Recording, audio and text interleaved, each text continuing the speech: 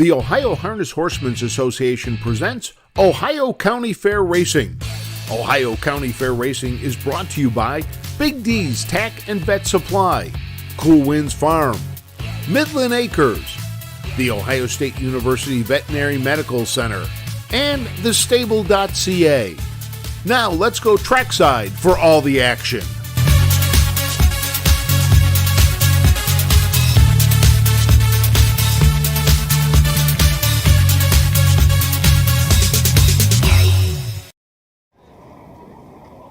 Hello again, everyone, and welcome to the Muskingum County Fairgrounds in Zanesville, Ohio for the 175th Muskingum County Fair.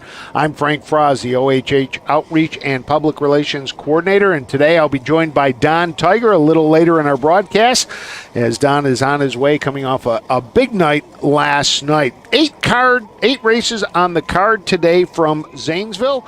We'll have 7 stakes races and 1 free-for-all, and we will be back to take a look at the first race after we learn a little bit more about the Muskingum County Fair.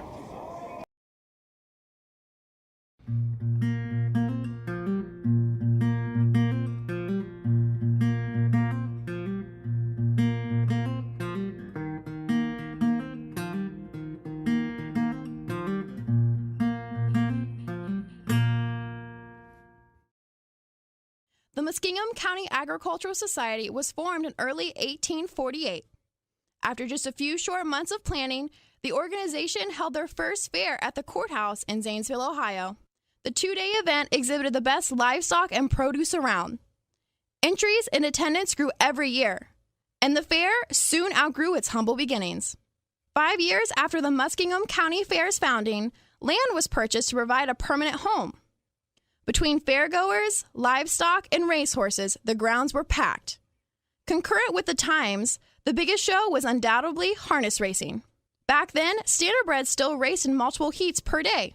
Winners divided $250 among themselves. One early fair was particularly rainy. Reports show that catch drivers increased their rates from 15 cents to 25 that year. Today, both the trot and pace track records are held by the Wadaker family.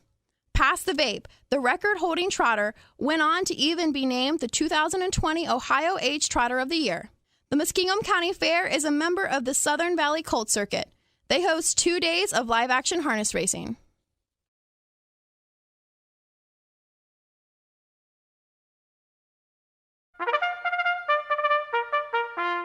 They're often racing in the Southern Valley Colt Circuit. Catch the excitement of Ohio harness racing at one of the county fairs in the Southern Valley Colt Circuit. For over 150 years, people have gathered at county fairs to cheer on their favorite racehorses. Keep the tradition alive. Visit one of the 10 fairs in the Southern Valley Colt Circuit this summer. Horses, racing, and winning. It's the Southern Valley Colt Circuit. 10 great fairs in southeastern Ohio.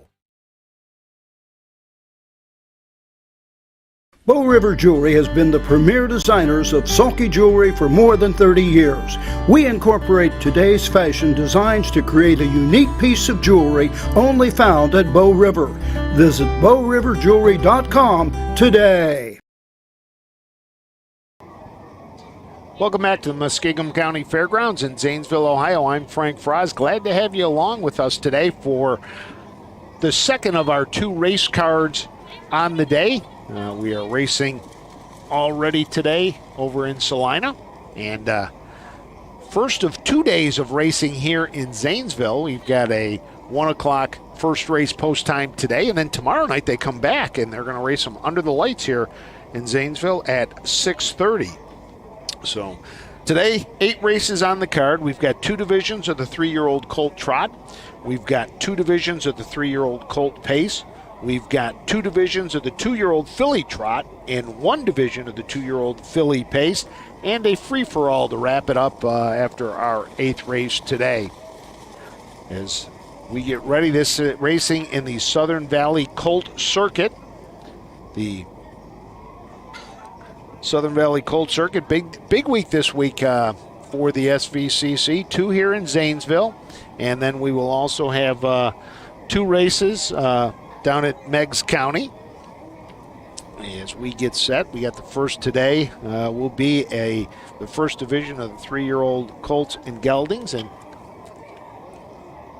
now joining me after Don Tiger's in the house. After a wild and crazy night last night. First off, congratulations. Thank you very much, sir. It was an awesome night. It was a lot of fun. Didn't get to bed till about 4 in the morning, but wanted to make sure I got to come down here and spend the afternoon with you. So now, exciting 8-race card coming up here. I want to tell some people the story. Earlier this week, Don calls me and says, he says, you've been working like crazy. Why don't you take Sunday off, and I'll come and do them myself. So we were good. And I said, no, I'm going to be there. I said, I'm looking forward to Sunday working with you. Well, yesterday, I'm thinking to myself, he's got Charlie May racing in the Milstein up in Cleveland. If he wins that, it's party time. So I called Don and I said, me take the day off. How about you take the day off, especially since you're going to have your family in Cleveland? Not sure if he was staying there or driving home or what he was going to be doing. He says, let me think about that. So last night, Charlie May goes out and just, wow, is all I can say. We're going to talk about that a little later. So I don't hear from Don. Some congratulatory texts back and forth. So I don't hear from Don when I wake up. So I'm driving over to Zanesville, and I'm thinking, there is no way he's showing up today. So I get a phone call, and Don goes, hey, I texted you at 4 in the morning that I was probably just going to lay low and stay at home. I forgot to hit send. Well, I woke up. I decided, where would I rather be, at the races with you, so I'm on my way. You didn't have to do that. No, I love it. I love being here with our sidekick and cameraman, Don. Just a beautiful day. Huge crowd out here today, which is awesome, too. Very nice. And since you are my boss, I wanted to tell you this. I ran into a girl at Northfield yesterday who inspired me, too. She said I'm her favorite broadcaster. So that was very nice of her. And I didn't want to let her down today either to come out here. So it's a super good day, but it was a great drive over, and I'm really looking forward to today. Well, good. Well, we're going to talk a little bit about Charlie May just so you know. They're talking about him on the backstretch here. Yeah, today. It's awesome. Yeah. I really appreciate Ohio people. I almost brought the Milstein trophy with me today. I was thinking about it. I was like, it might not be bad to take a picture of it and put it on the air, but I didn't want to offend anyone and take away from today's races. So, but a lot of love for my Ohio friends. Well, let's talk about the first one today. We got the first division of 3-year-old colt and geldings. 2 divisions. This purse 4,813. The number 1 Cowboy Charlie with John Ryan Melsheimer. The number 2 Checkmate with Sean Barker the second. 3 Chase a Check with Andre Nerad driving. Clayton Pfeiffer will drive RSA Pepe's Chip. Number 4. Number 5 is Spry Mister. Alex Hawk will be in the bike, and Dustin Bothman will drive Deer Run Billy for trainer Steve Carter, who you're very familiar with. Absolutely. Dustin, I just got a chance to talk to him on the backstretch. The man's running on fumes, too. Yeah, those guys, as most people do know, the heart and soul of every organization is the people behind the scenes, and Dustin's a second trainer for Steve Carter, along with Ben Lindsay, and David Young, who's driving today too. Cinque, I just saw down there. It's a good team of people, but that win for them last night is equally or not more important than for me. Obviously, I own the horse, but these guys are with that horse every day, morning, noon, and night, and they take it very seriously, and you should have seen their smiles yesterday. It's just great to see. So they've made the drive up. Everybody from the barn did. It was just a great night. So, yeah, he's a happy guy, but he's on fumes. Well, I want to talk about something that happened last night, too. Number 1, Cowboy Charlie is owned by Joyce McClellan here in Zanesville and Joe Nessel Road. Saw Dick McClellan in the barn today. They owned Creatine Star, which in the first race had a very an accident. It's kind of hard to describe. They were ready to go to the gate in the first race. They had a recall. Creatine Star was up on the gate. Brett Miller pulled him towards away once they called the recall. The horse reared through Brett, went down around the turn towards the top of the stretch, over a bush and into a pond, which is not a good thing at all. Not a good thing. Todd Luther, trainer of Black Magic Racing, jumps into the water to hold the horse's head up. Yes. Virgil Morgan, the trainer of Creatine Star, jumps in as well in his suit. Yep. Luckily, they got the horse out of the water. Yes. Everything was good. Brett was okay. Yes. You were there. Yeah, pretty crazy. Unfortunately, like any part of any game, you always have to deal with quirky things like this to happen. And Brett would say it was just, these young 2-year-olds, they're babies. It's like a toddler, like my 14-month-old. They do things they shouldn't do. They're spooked easily. The horse got spooked, dumped him, then took off running, ran into the pond, which they just recently got around. They had all these cattails, which would have prevented him from going in there. But again, horses are like, it's a loose animal, and he ran into the scary moment. But again, this just talks about the testament of horsemen getting together, banding together. And ironically, like the race bike, Brett's race bike did not get used the rest of the night. So Charlie and all his other mounts had to use a different race bike. I think they just checked it out, make sure, it was underwater and stuff. But, yeah, thank God for all parties involved. The horse looked good, too, after the race, and he'll live to fight another day. It's adversity, which we faced in our personal lives and racing lives. It's just good for Dick, especially being a local guy here from Zanesville. His horse, I believe, is doing great, and I'm just glad it all worked out. Yeah, he did say that the horse, they think, is going to be okay through the whole thing, but just a scary situation. Super scary. All around. I mean, but like you talked about, when you've got, Todd Luther, who has no connections to the horse, and he's diving in to try to, save the horse. Virgil jumping in, and it just was one of those situations. But it all worked out in the end. Creatine Star was scratched. Yes. Just glad that it all worked out for all the connections. We get ready for the first race here, as they're still trying to get all the horses on the track. One of the unique things about this track is parking is in the infield. In the infield, yeah. And people are still walking across the track. Horses were warming up. People were walking across. You had people slowing down, people to make sure nobody was getting, in the way of the horses as they are warming up. As you can see right there on the screen, here comes one of them down right in front of the walkway. Kind of reminds you a little bit about, like a golf tournament when you got the fairway. Everybody, golfers go by and everybody rushes across to get into the middle. So yeah, it makes all these fairs unique, and I state a lot of times on my broadcast is each fair to fair is different because you're dealing with Ferris wheels in the infield. Here, parking in the infield, a lot more movement in and out of the racetrack. Some of them don't have that, some of them do. So these horses are all exposed to different things, which goes on to what you're talking about, even what happened at Northfield. These are young horses. Again, you've got 3-year-olds and 2-year-olds racing. It can be challenging at times, but super nice crowd out here today. I love to see it. Big crowd, a lot of people walking around the food booths and the midways. Now this track is, I was talking to some of the drivers.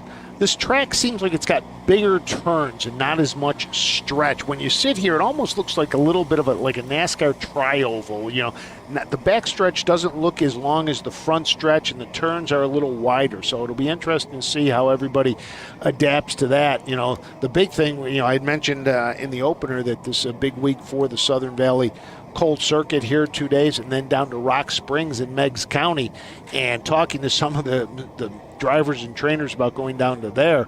That is a very interesting track. It's a very tight first turn that a lot of drivers say they get down there and they get a little shaky down there. So it'll be interesting to see that. It'll be my first time down to Rock Springs. I actually did work in Meigs County at the beginning of my career, but never made it out to the county fairgrounds. There you go. What you're describing sounds a lot like Lisbon. Lisbon was much that way, where the turns were really compressed and tight and the straights were a little longer. So all different circumferences. Like you look out in the infield here, this is the 175th Muskingum County Fair.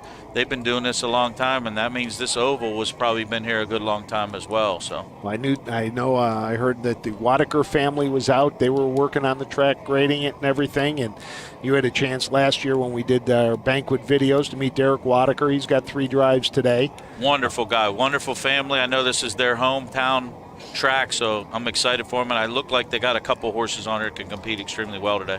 Another hometown guy, John Ryan Melsheimer. He's got some in today, and he, in fact, take a look at a picture of it. Kind of got that big first turn a little bit, so yep. So, but John Ryan Melsheimer's got one in today in the first. In fact, Cowboy Charlie, which is owned by Joyce McClellan and Joe Nesselrode, and he's 20 minutes away. He lives 20 minutes away from this track, so he's very familiar with the track as well. So it looks like the horses have finally gotten onto the track. Mike Wolfenberg's starting gate is down in the first turn, waiting to get going, as it looks like we may be getting ready for our post parade. I see 4 on the track right now. We've got 5 in, waiting on one more, I believe. Need 2 more. Nope, 2 more. I see 4 out there, 5 listed to go today. So in the first race, 6 to go. So we are waiting on 2 more.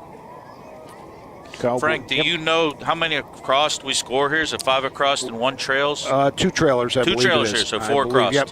Or no, so we're scoring 6. 7 and 8 would start, which we've got 8 in the fourth. Okay. So 7 and 8 will start from the second tier. So all 6 horses will be on the gate in the first race then? Yep. Okay. So taking a look at this field, Cowboy Charlie, 3 wins in 12 starts this year. Winner last time out at Athens. Checkmate has a win, a second, and 2/3 in 13 starts this year. Lifetime 30 starts, 8 wins, was a winner 3 back at Piketon. Chase a Check, still looking for the first win of the year. 10 starts on the year, a couple of thirds. Did have a qualifying win at Scioto back in the middle of June.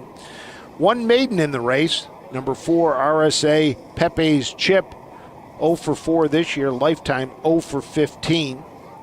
The number 5 is Spry Mister, looking for his first win of the year, 0 for 6, but does have a second and a third. Or probably the second coming down at Piketon. Had a qualifier at the Meadows back on August 10th, finished 3rd. Lifetime 21 starts, 4 wins, 6 seconds, and 3/3. And the number 6, Deer Run Billy, no wins in 4 starts this year, hasn't hit the board in the last 5 races. One of those, 21 starts, 1 win in its career. So one of those was a qualifier at Scioto Down. So need 1 more. Let's go. 4, so waiting on 1 more to come out for today. So who do you like in this one, Don? Currently, the tote board has the 2 at 6 to 5. Checkmate. Trade what we have in I'm order. land there as well. I like Checkmate in here. Here are the horses for this afternoon's first. 3-year-old Colt Trot, First Division, Southern Valley Colt Stake. Trophy by Sergeant Stone. Number 1 is Cowboy Charlie. Joyce McClellan of Zanesville. Joe Nesselrode, Chandlersville. Trained and reigned by John Ryan Melsheimer. Number 2 is Checkmate. Donna Anderson of Stoutsville, Ohio. Brian Weaver, the trainer. Sean Barker, the second, the driver. Number 3, Chase a Check. Lionel Waddicker of Zanesville. Dr. Ollie Ziegler of Lockbourne. Lionel Waddicker, the trainer, with Andre Nard. Number 4 is RSA Pep's Chip. Mike Swatzel of the Plains. Steve Swatzel trains. The driver, Clayton Pfeiffer. Number 5 is Spry Mister. Cheryl Vigeron, Williamstown, West Virginia. Chuck Vigeron, the trainer, with Alex Hawk. And number 6, Deer Run Billy. Frank Johnson of Hamden, Ohio. Steve Carter, the trainer. Dustin Bothman in the sulky. They'll take 1 score and go to the gate. No changes. Win place show. Quinella, Perfecta Try.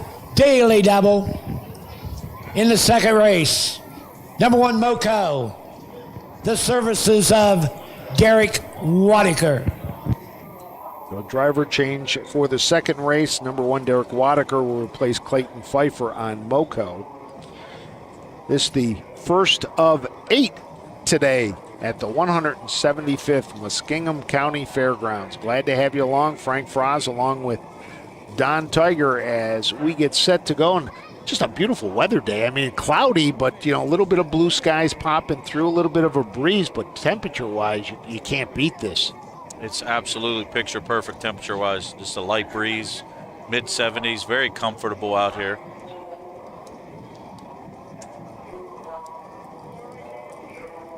Cowboy Charlie, the number one. Number two, Checkmate, still at the number one choice of the bettors at 3-2. Chase a Check is number three. RSA Pepe's Chip, number four. Spry Mister is number five. And Deer Run Billy will be the number 6 horse in this.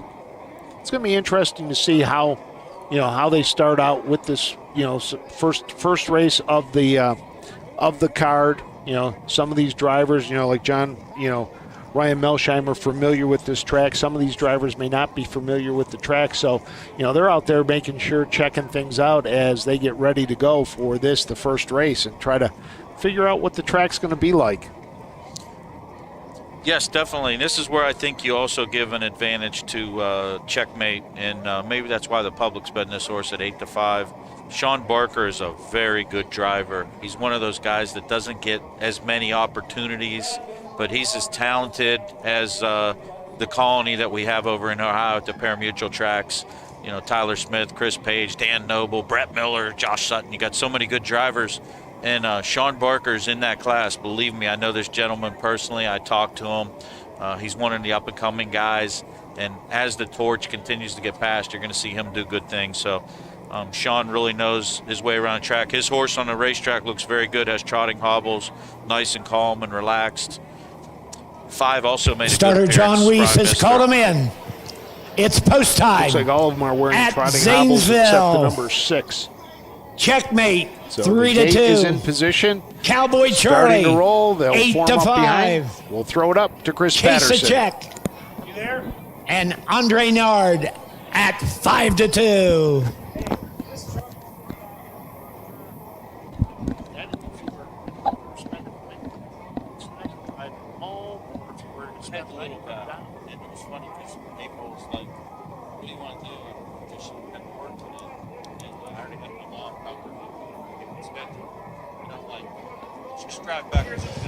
Get that golf track off the track. The gate swings into the stretch, and here they come.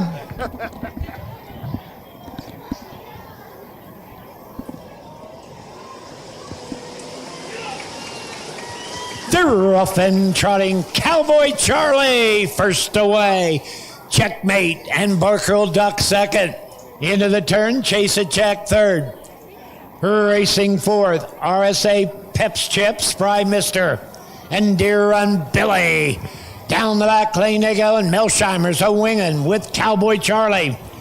By a length to the quarter, Checkmate, and Barker with a big hold second. Chase a Check trotting third. Racing fourth, RS Pep's Chip, Spry Mister, and Deer Run Billy the trailer. They're by the quarter, soft 32-1.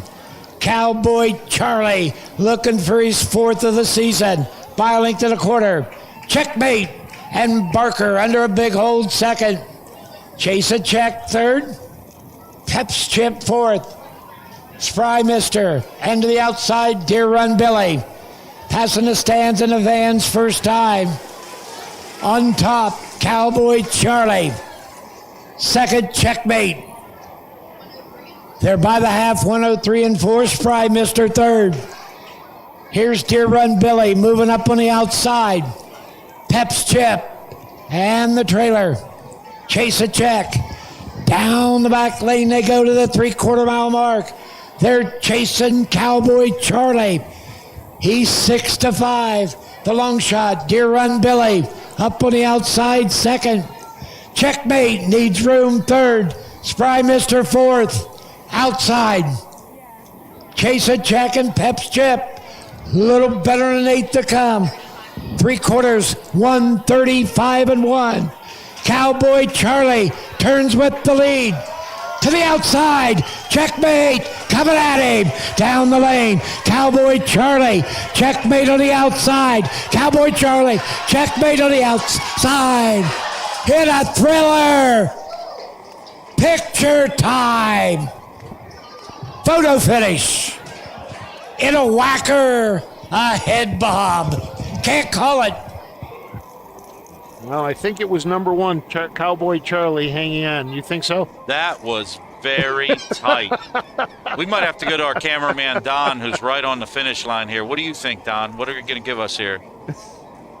I am not going to make that call because all right. If I'm wrong, the audience is going to be like, but you said. Throw a blanket over Cowboy Judges Charlie will ask for the picture. They'll get Tight the, between the 1 and 2. photo. Then 32 and 1. Like Sprite 103 and got up 4. just to edge them. 135 and Deer 1. Run 204 and 2. 204 and 2 the final. So we'll wait to see what the picture does show. I thought the 2 got up in the shadow of the wire. You thought the 1 held, and Don won't make an opinion, so none of us really know. But it was exciting. Well, and the funny thing is, I'm farthest away from the line. You're a little closer. He's right on the line. That's why I deferred to him. He was my lifeline. 5 unofficial. Okay. 1, 2, 5 unofficial. So the number 1, Cowboy Charlie, picks up his 4th win in 13 starts of the year. Back to the winner's circle in a thriller. 3-year-old Colt Trot, Southern Valley Colt Stake. Trophy by Surrogate Stone. First division for $4,813. Joyce McClellan of Zanesville. Joe Nesserode, Chandlersville. John Ryan Melsheimer trains. Melsheimer, the winning driver. Number 1, Cowboy Charlie. He's a 3-year-old bay gelding by Broadway Hall out of Cynthia Iliad. His 4th win of the season. 204 and 2. Cowboy Charlie, a winner at Athens, back here today. 2 in a row in Ohio. That's Dick McClellan, Joyce's husband, in the black jacket. The rest of the results connections official. down there. Cowboy Charlie, the winner. Checkmate 2. Chase a Check 5. RSA Peps Chip 6. Spry Mister 3. Deer Run Billy 4. 32 and 1. 103 and 4. 135 and 1. 204 and 2. 125. 634. 204 and 2. Bring your horses on the track for the 2nd Win Place Show. Quinella Perfecta Try. So that's any indication of the day we're going to have. We are going to have a whale of a day of racing here in Zanesville. Wonderful start to the card. Great to see Dick McCullough out in the winner's circle. Dick is a major figure here in Zanesville. He owns a local business. He's involved in a lot of stuff civically, and him and his wife support harness racing as well as anybody. So just very congrats to win at your home track in the first race. Congrats to the McClellan family. And ordering up a bunch of pictures down there from the photographer. So, amen. Next race up is the 3-year-old Colton Geldings Pace. Again, 2 divisions, $9,626 total purse. And we'll be back to tell you about that race when we return to the Muskingum County Fairgrounds. For over 50 years, Midland Acres has provided top-quality Ohio-bred colts and fillies. As a third-generation farm with 500 acres of pasture for breeding to boarding and on-site veterinarian care, we understand the importance of delivering well-cared-for and well-mannered yearlings. Visit us September 17th at the Pickaway County Fairgrounds and get in the winner's circle with the yearlings by Fear the Dragon, Yankee Cruiser, Pet Rock, and Long Tom. Midland Acres, doing our best to bring you the best. When you need supplies for your horse, one name stands out: Big D's. Since 1976, Big D's Tack and Vet Supply has been the equine experts you can trust. Whatever your horse needs is available at Big D's Tack and Vet Supply. Visit the retail outlet in Streetsboro, Ohio, or order online at BigDWeb.com. Most orders shipped that day, or call 1-800-321-2142. Big D's Tack and Vet Supply. Your animals provide unconditional love. When they hurt, you want the best care available to help them enjoy life again. The Ohio State Veterinary Medical Center is here for you and for them. From heart disease to cancer, diabetes to broken bones, and 24-hour emergency services, Ohio State's team of experts make a difference in the lives of animals and the family members who love them. The Ohio State Veterinary Medical Center.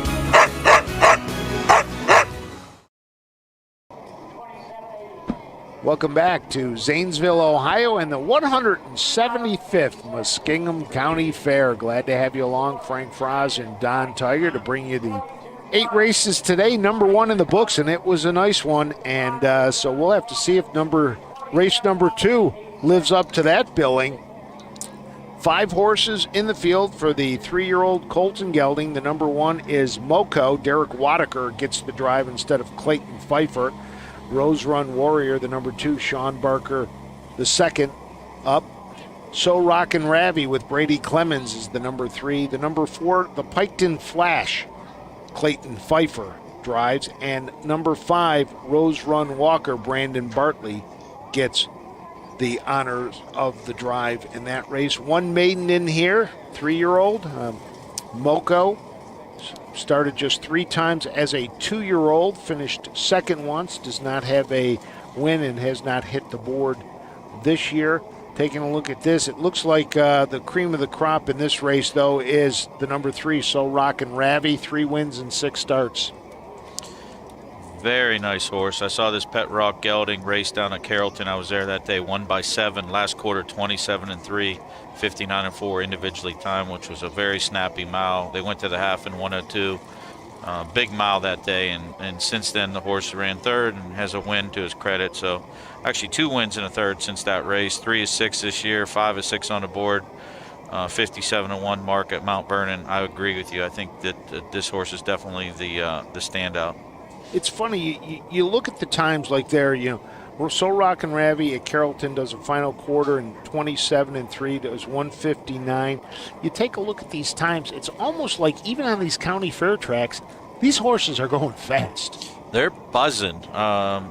Even the other day when I was up in Ashland, we had a horse that went 3 consecutive 30-second quarters, and a lot of people, listeners, might be used to parimutuel tracks where they go 26, 30, 29 big quarters. 30-second quarters are pretty fast at fair tracks, especially as we talk about the different circumferences, smaller, tighter turns. It's impressive miles, so it just continues to talk about how the breed in Ohio continues to get stronger and stronger. I was talking to a bloodstock agent on the way out here today, and he said that the stable CA is getting very serious because he's involved with that, of going to the sales, and they want to take a nice chunk of. They already have a good Ohio bred contingent, but they want to grow it as well. So I think this just proves how fast we're going at the fairs, how great the breed's getting, and how exciting the racing is. Well, you've got the advantage of the parimutuels where they're banked. It's a lot easier for the horses, and you go here, and some of them might be banked. The next track you might have no banking at all, and so, like you said, to go 30 is pretty impressive for these horses. As we get set for this, the second race of the day, a purse of $4,813. Looks like they're getting ready to post parade already, maybe? Maybe not. We'll wait for Chris Patterson, our announcer, to give us the thumbs up that they are ready to go. Another horse to look at in this one, Piketon Flash. At Athens, a winner last time out by a half a length. Time before that, finished second, got caught down the stretch. That one was at Piketon. Dustin Pfeiffer trains. Clayton Pfeiffer will drive. 12 starts this year, a win, has earned $5,567. The other horse with a couple of wins is Rose Run Warrior out of the L&L stables, another very big stable in the state of Ohio. Huge stable. Clarence Folk and the Folk family do a fantastic job. This horse is second time Lasix too, which obviously that's a good angle when you start to have a horse.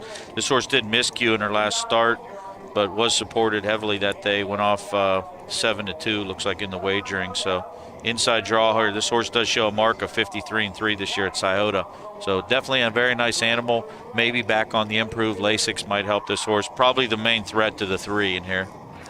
One of these horses, 2 of the horses we talked about, So Rockin' Ravi, has seen action in the Buckeye Stallion Series back in the first leg back in April 30th. But more recently, Rose Run Walker in the leg at Northfield on July 28th, finished third, rallying from 6th to finish third in that race. Aaron Merriman was in the bike. Individually timed that day too, 53-1, which is a nice mile at Northfield Park. Another contender in here. First division for 3-year-old colt pacers. This race sponsored by the Muskingum County Commissioners. $4,813. One is Moco.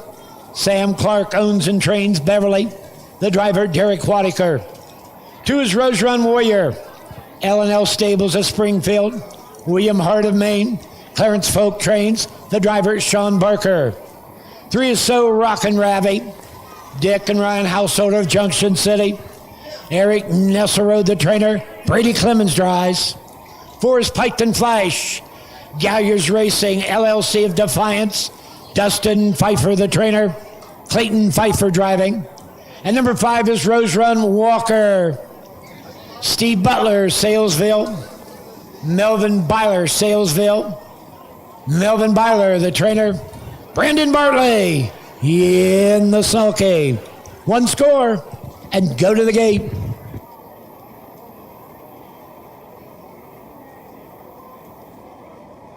There you have it. Our 5 contestants are post-braided on the track. I think only 4 came by. Poor Don had the wrong horse for the number 2, who's ahead of the 1 because, it was scoring down, and I'm sitting there looking at there, and I thought I had a driver change that I was missing, so it wasn't only you, Don. I'm sitting here going, wait a minute, there's an H on the sleeve, and I'm like, Sean Barker, there's no H there in his colors. It wasn't even the red, white, and blue that Sean has, so finally get the right one, but haven't seen the number 5, Rose Run Walker, out yet. Warm-up horses leading the post right always trips me up. Here comes Rose Run Walker around the far turn right now. Brandon Barkley taking the catch drive for here. You got here before after the Muskingum County history played. They had a big controversy here years and years and years ago because it rained so hard at one of those early fairs. The catch drivers raised their rates from 15 cents to 20 cents for that day. Woo! 1800s? Yes. Okay. They got their nickels worth. Yeah, they Maybe did. Isn't that there's like some kind of puns out there? Like I'm going to get my dollar's worth, and that time it was I'll get my nickels worth. And that's exactly what it was. So Brandon Bartley picked up an extra 5 cents for today's drive. As we get set to go, the Mike Wilkenberg starting gate making its way down the back stretch. We still got some horses out on the track that are warming up for future races, so I don't think we're going to be ready just yet. Probably a slight delay, a minute or 2. And if there's long lines at the windows, there are probably people. There was nice long lines too when I came in. It was there, so refreshing to see people in line wagering. But now, look at the crowd here. It's awesome. It's a great crowd again today. Yes. We have continued to have good crowds out at these fair races, and that's great. I mean, the big fear that a lot of people talked about was after COVID, would people return? Would people go out? People were just starving to get out and do things, and they have returned to the county fairs. They have returned, to the tracks to see things and getting out. Hopefully we can continue. And harness racing well supported in the state of Ohio. Well, as you and I mentioned on the phone this morning when we were talking, between your horse, Charlie May, and Catch the Fire, which won the Dan Patch over at Hoosier Park, Buckeye State really, really looking good. Amazingly good. And here's something else last night. At Northfield Park, there were 3 world records. All 3 Ohio breds. Breds. Unbelievable. Yes. How's it feel to own a world record over there? What went through your mind when that was announced? My emotions are just too amazing with me with this whole ride because of the whole story that goes behind when, getting the mare in foal. You know the story intricately. I don't have to talk about it. But when he made the move up the backside, I had my little boy in my arms, and we're watching it, and everyone else around me is yelling. I had a crowd of 20, 30 people with me, and I didn't say a word. I just kind of watched, and he crossed the wire, and then when they announced it was a track record first, I was like, that's cool. And then they came on and announced it's a world record, and I was poking my son. I said, Julian, we're going to the winner's circle on a world record. And he's 14 months. All he does is look at me and laugh and pull on my ear and punch me. But Oh, it's Starter unbelievable. John Weiss Come on. has called him to the gate. All right. It's post time. We're set to go for the second. The number So one, Rockin' Moco Ravi. with Derek Wadaker. The favorite. Number 2, At Rose Run 3 to Warrior 5. with Sean Barker the second. Number 3, So Rockin' Ravi and Brady Clemens. The number 4, Piketon Flash, Clayton Pfeiffer. And the number 5, Rose Run Walker and Brandon Bartley. Let's send it up to Chris Patterson for the call. Moco at 7-2. Rose Run Warrior 5-1. Rose Run Walker 9-2. And Piketon Flash getting no respect at 12-1. Winner at Athens in 201.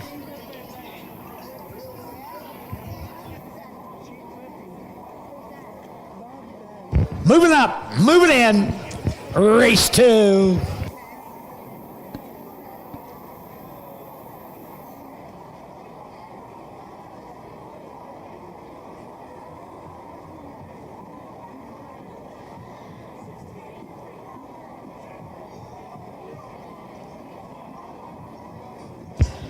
Three-year-old colt pacers are all moving in behind the gate. The gate swings into the stretch, and here they come. Off stride went Piketon Flash. They're off and pacing. So Rockin' Ravi right out for the lead. Moco's going to get away second. Rose Run Warrior ducks in third. Pacing fourth, Rose Run Walker. Piketon Flash trails following the break of the start. Down the back lane they go, and Brady Clemens puts the heavy favorite. So Rockin' Ravi on the choo-choo by 2. Moco and Wadaker whip straight up on him second. Rose Run Warrior pacing third. Rose Run Walker, Piketon Flash. They're by the opening quarter in 30 3/5. Around the turn they motor. So Rockin' Ravi, the pet rock. Colt shows the way. Moco racing second. Rose Run Warrior third. Here comes Piketon Flash trying to rally. And Rose Run Walker stays at the cones. They pass the stands and the fans.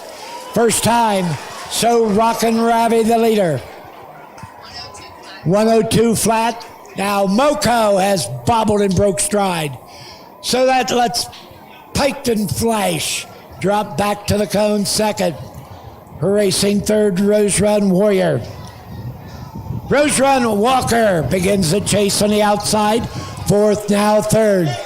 They race down the backside. On top, So Rockin' Ravi still there. Piketon Flash is second. Rose Run Walker on the outside. 1:31 4 around the turn. On top of the field, So Rockin' Ravi. Piketon Flash. Rose Run Walker on the outside. And down the stretch, So Rockin' Ravi poured it on.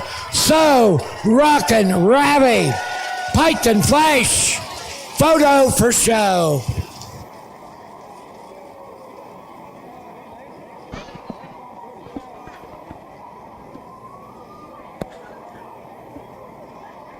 Wait for the final time, but So Rockin' Ravi showed why he was the class of the field.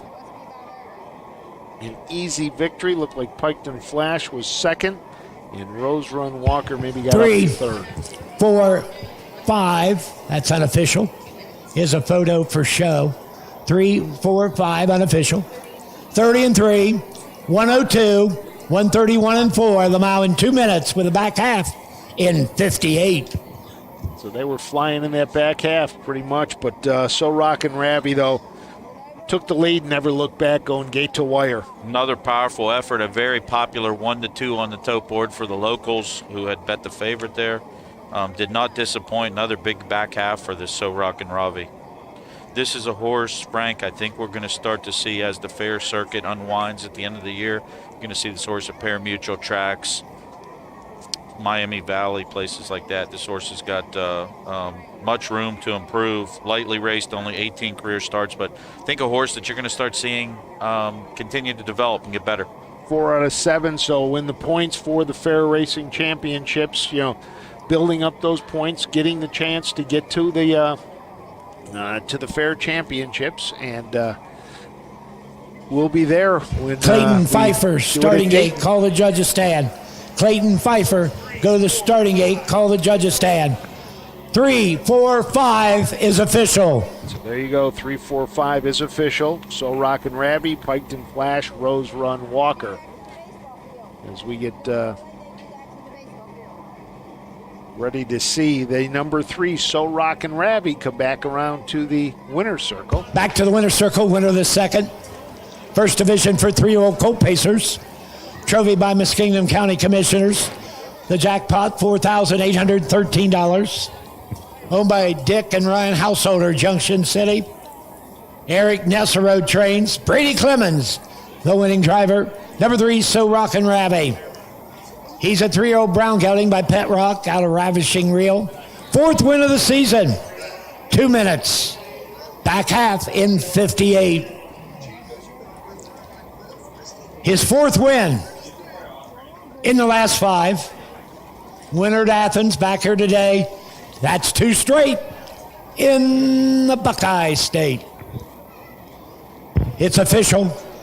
Moco 5, Rose Run Warrior 4, So Rockin' Rabby the winner, Piked and Flash 2, Rose Run Walker was 3, 30 and 3, 102, 131 and 4, 2 minutes, 5, 4, 1, 2, 3, 2 minutes.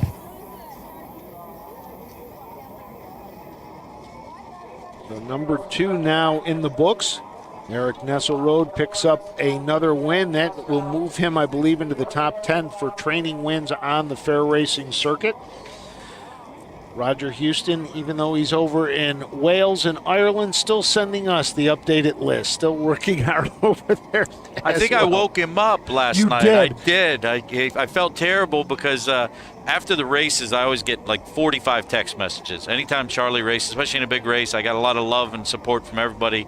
I didn't get one from Roger Houston. I felt slighted. I was like, what the heck's going on? So I called him about 11 o'clock Eastern time, and he answered the phone very groggily, and I was like, Roger, you're sleeping? I mean, Charlie Mays and Millstein Memorial, like, what's going on? And he's like, it's 4 in the morning, Don. And I'm like, oh, my God, I'm so sorry. I forgot you were in Ireland. And he's like, yes, what happened? And I told him, and well, how'd the race unfold? Now I woke him up, told me about it, but love him, man. The funny thing was, I texted Roger after the race was over. I says, you've got to watch the race with Charlie tonight. I knew he was asleep, so he woke up. I get a text back about an hour later. Don woke me up with a phone call. So I thought that was pretty good. So, well, we're going to take a break, and we'll come back with race number 3 when we return to the Muskingum County Fairgrounds. Cool Winds Farm in Lima, Ohio wants to thank all the breeders that supported our first season standing the trotter, Muscle Diamond. Cool Winds also welcomed the proven sire, Mr. Apples, to our stallion barn. Randy and Kim Haynes also stand the only full brother to some beach somewhere, Bring on the Beach, sire of Heart of Chewbacca. Visit the Cool Winds consignment at the Ohio Selected Jug Sale at Pickaway Ag Center on Friday, September 17th. Own a little and love it a lot. TheStable.ca is an award-winning fractional ownership operation. Buy as little as 1% of a racehorse and experience 100% of the thrill. TheStable.ca makes ownership easy, accessible, and affordable. Communication and customer service are at the heart of everything we do. Get started at thestable.ca.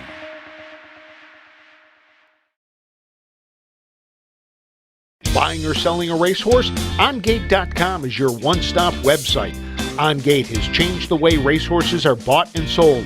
Easy-to-view listings makes it easy to find your next champion. Buy or sell at OnGate.com. Welcome back to Zanesville, Ohio. Frank Froz, Don Tiger, bringing you the action today from the Muskingum County Fairgrounds as we get set for our third race of the day. This, the 2-year-old filly trot. 2 divisions, total purse $9,732. This race going for $4,866. 5 in the race. The number 1, Abby D, with Sean Barker the second to drive. The number 2, Irish Lacey, Bill Long Jr. in the bike.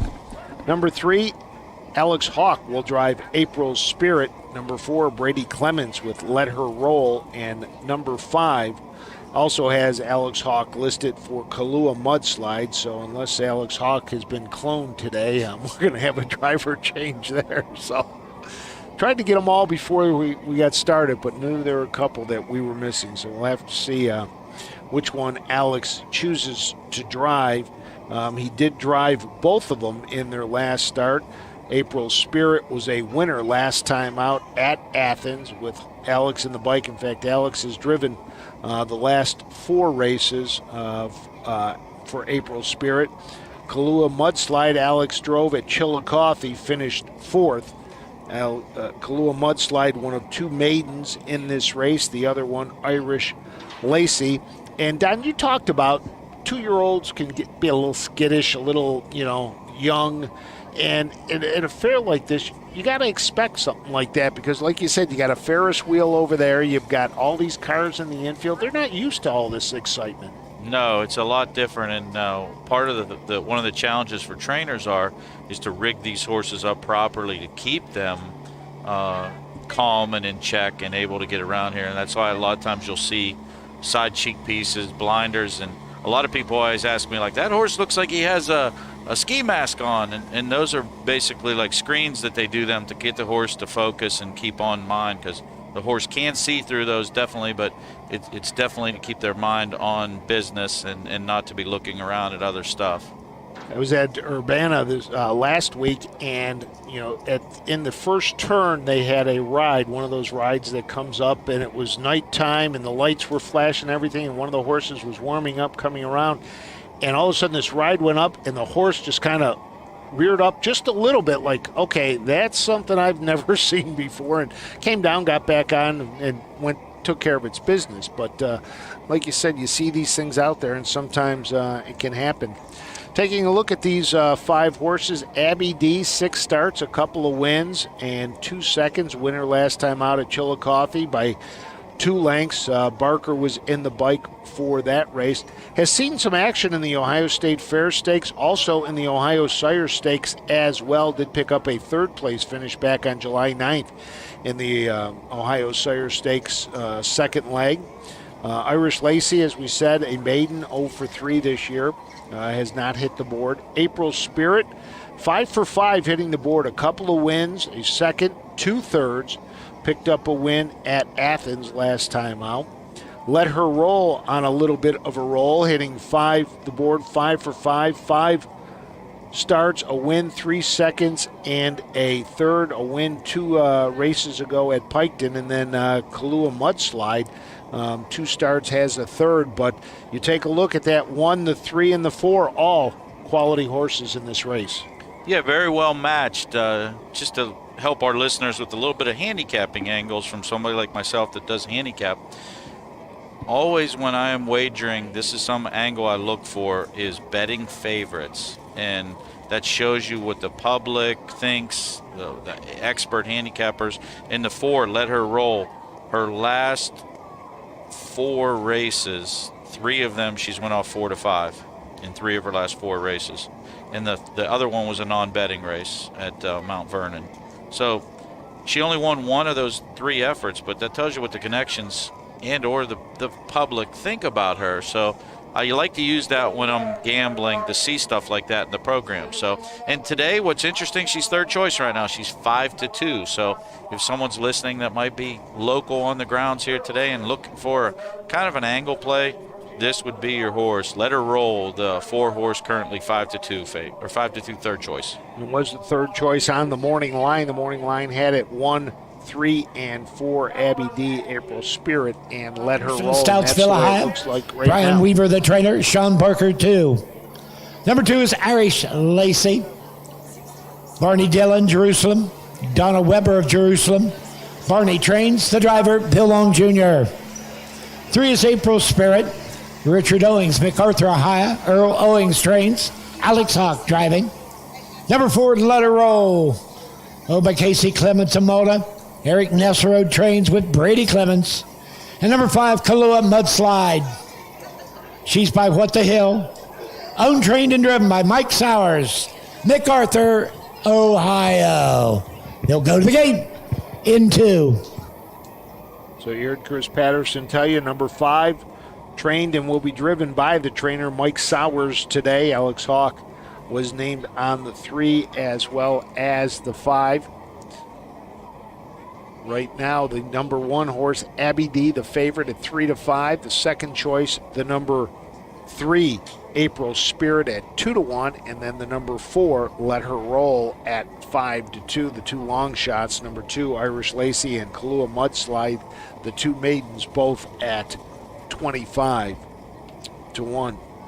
How much do you look when you're handicapping at big races that the horses have raced in the past? Does that play a factor at all into what you're looking at? Absolutely, because these bigger races, like these $50,000 races or $40,000 races Abby D's been entered in, it costs the connections $500 to enter in that race. So that tells you that they think a lot of their horse. So the great handicapping angle, especially sometimes you can look at a horse like Abby D. She hasn't had huge success in those races so far. She made a miscue 2 back in the agricultural fair race, ran 8th, but did run 3rd from the 7 hole at Scioto, beating 7 lengths that day, individually timed 59.3.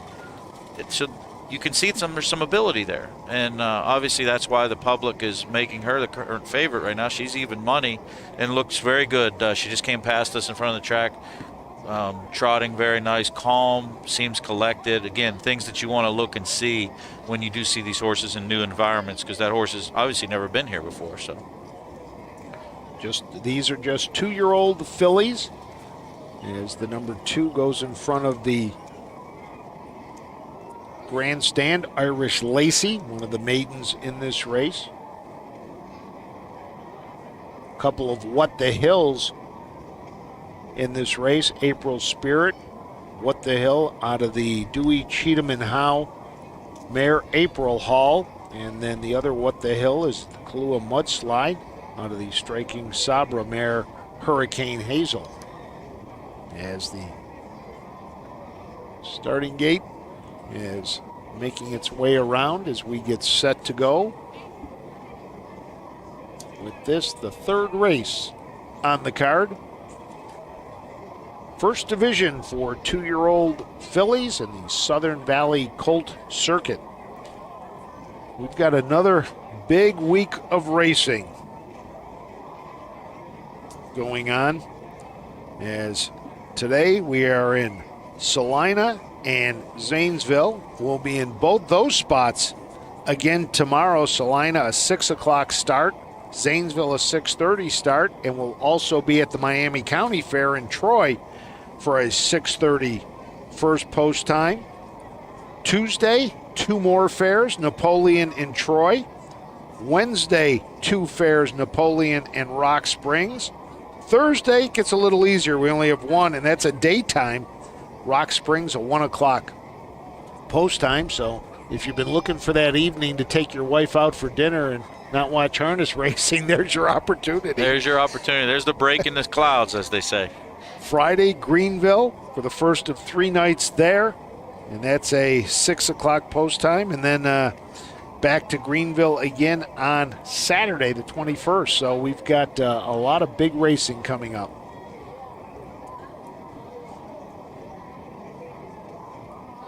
As the horses on the back stretch, getting ready for the 3rd. Update on the tote board here. 1, Abby D is even money, and we've got co-second choices at 2-1. The 3, April Spirit, and the 4, Let Her Roll.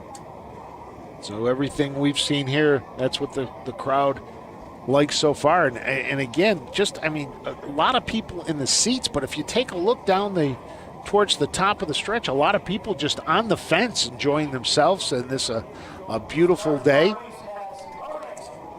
Very well First supported time here. for We got to race have 3 1,000 people at the easily. Blue Ribbon Muskingum County Fair. Abby D. Even money. 206-3 at Chile. Last time out. April Spirit. 2-1 with Hawk. 2 wins. 206-1 at Washington Courthouse. Number 4, Let Her Roll. The Flex a Muscle filly. Brady Clemens drives. 1 of 5. 205 and 2 at the Pike County Fair.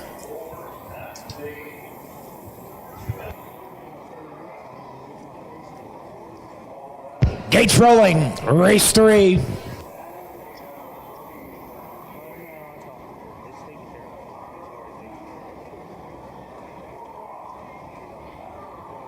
And racing fans, 2-year-old filly trotters. Those babies are at the top of the stretch. Here they come.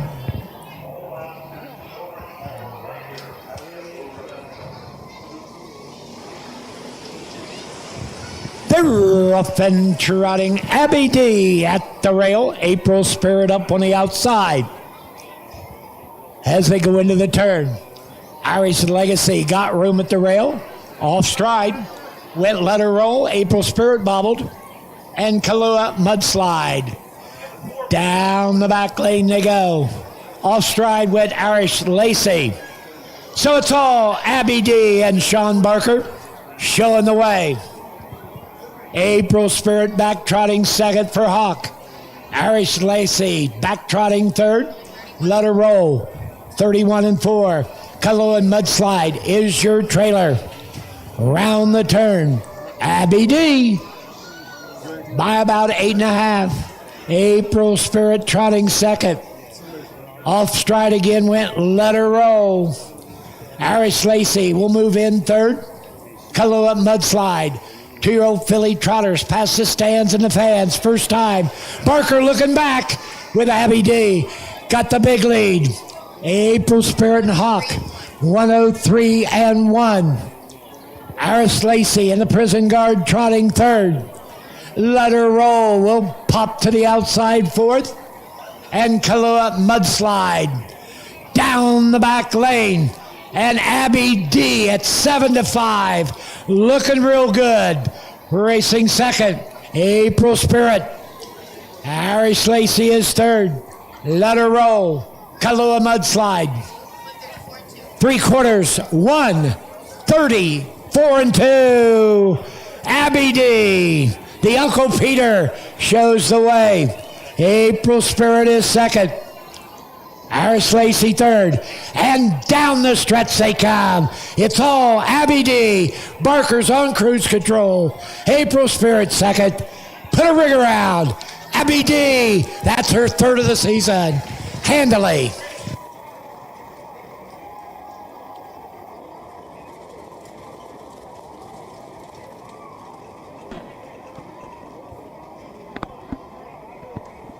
Abby D and Sean Barker made it look easy. Went to the lead and never really was challenged at all in this race. Waiting on the final time. First quarter, 31 and 4. 1-3-4. 31 and 4. 103 and 1. 134 and 2. 205 and 4. That's a new mark for Abby D. Brian Weaver stable. Sean Barker the second. She's by Uncle Peter. And of course, Uncle Peter, one of the top stallion trotters in the Buckeye State. Uncle Peter stands at the Hickory Lane Farm in Findlay, Ohio. All inquiries to Brad Wallace. They got some nice colts and fillies going to the auction block this fall. Look them over. The Hickory Lane Farm in Findlay, Ohio. Farm manager, Brad Wallace. So Sean Barker picks up the win. That'll, if my numbers are correct, will move him into a top 10 of the fair wins at the fairs. as Abby D made it look early. Little surprised that April Spirit and Let Her Roll both went off stride. Did not see that in any of their previous lines.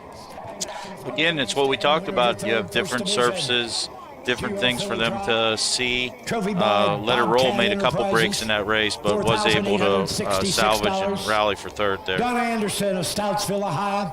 Sean Barker Weaver, picks the up trainer. the win. Sean Abby D Barker, as the they come second, back to the winning winner's driver. circle. Number 1, Abby D. 2-year-old Bay filly by Uncle Peter out of BV's sister. Third win of the season. Lifetime mark here today at Zanesville. 2:05 and 4. Top down, Abby D, the winner. Aris Lacey, 4. April Spirit, 2. Let Her Roll, 3. Kahlua Mudslide was 5. 31 and 4. 103 and 1. 134 and 2. New mark, 205 and 4. 142, 3, 5, 205 and 4. Bring your horses on the track for the 4th. 8. Happy group in the winner's circle for Abby D. Third win in 7 starts this year for trainer Brian Weaver. We'll be back with the 4th from the Muskingum County Fair when we return.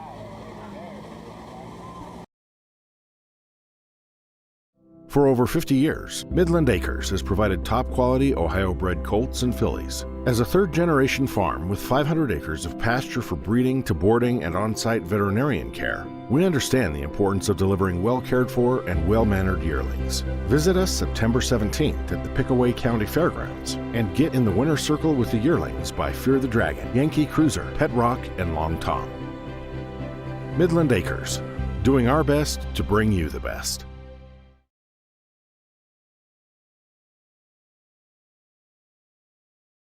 When you need supplies for your horse, one name stands out: Big D's. Since 1976, Big D's Tack and Vet Supply has been the equine experts you can trust. Whatever your horse needs is available at Big D's Tack and Vet Supply. Visit the retail outlet in Streetsboro, Ohio, or order online at BigDWeb.com. Most orders shipped that day, or call 1-800-321-2142. Big D's Tack and Vet Supply.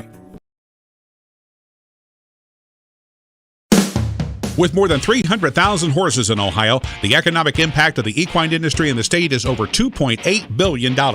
Much of that value comes from standardbred horse owners, breeders, trainers, and drivers who participate in the sport of harness racing. The mission of the Ohio Harness Horsemen's Association is to preserve, protect, promote, and serve the entire standardbred industry in Ohio and beyond. To learn more about the Ohio Harness Horsemen's Association, go to ohha.com. That's ohha.com.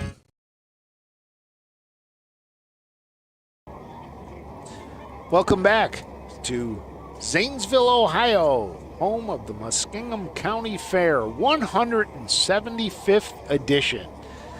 As they have a big little display right there on the finish line, you can see for the 175th edition. A lot of people out here already parking cars in the infield. They've got the campers up past the first turn.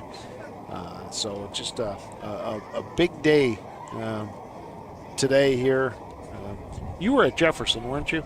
I was, yeah. Did you get a chance to walk down that stretch of food trucks and food I trailers? did. That Massive. might be the longest thing of food trucks I have ever seen in tents and everything. And I felt like the movie Groundhog Day because I would walk by a gyro stand and then another half mile down the road I had another gyro stand, and another half mile down the road another gyro stand.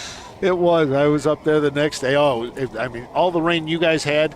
Oh, my God, the parking lot was a mess that next day, the mud. We were fortunate where we got all the races in without the rain, and I don't even know if the crew got packed up before then, but it got crazy. Yeah, So Don's shaking his head. He said he got when I got in my car, I thought the world was ending, but I got out of there dry. It doesn't seem that that worked out for Don that way, but we got the cart in. It was perfect weather, so it worked out. Yep, I had the fortunate thing. We had the Amish race. At the end, which was our bonus feature that we said, and that was fun to watch. That 5 horses out there, and they had that. So now we had a good time with this, but we got a full field for this. The 2-year-old fillies, we've got 8 that are going to go to post. They'll score 6 on the gate. The 7 and 8 will start from the second tier. The number 1, Fearless Sheila with Brady Clemens. The number 2, Fear the Beach, Derek Wadaker. Number 3, Royalties Dreamer, Brandon Bartley will drive the number 3. Number 4, it's Pearl on the Beach, Clayton Pfeiffer. Simply Magnificent with Darren Henry driving. Really Sam, Ken Doc Holliday will be in the bike. Dustin Bothman will drive number 7, Rocker Wanted. And Alex Hawks will get to drive with Fear the Pansy, as we're going to send 5 of them maidens. Again, 2-year-old fillies, so a lot to expect here, but 5 maidens, the only ones with wins: Fearless Sheila, Royalty Dreamer, and Fear the Pansy. Yeah, very competitive race here. Currently, the early favorite's the 1 at 4-5. The 8 horse also out there at 5-2. But great betting race, and I bet there's going to be a lot of action in this one for sure.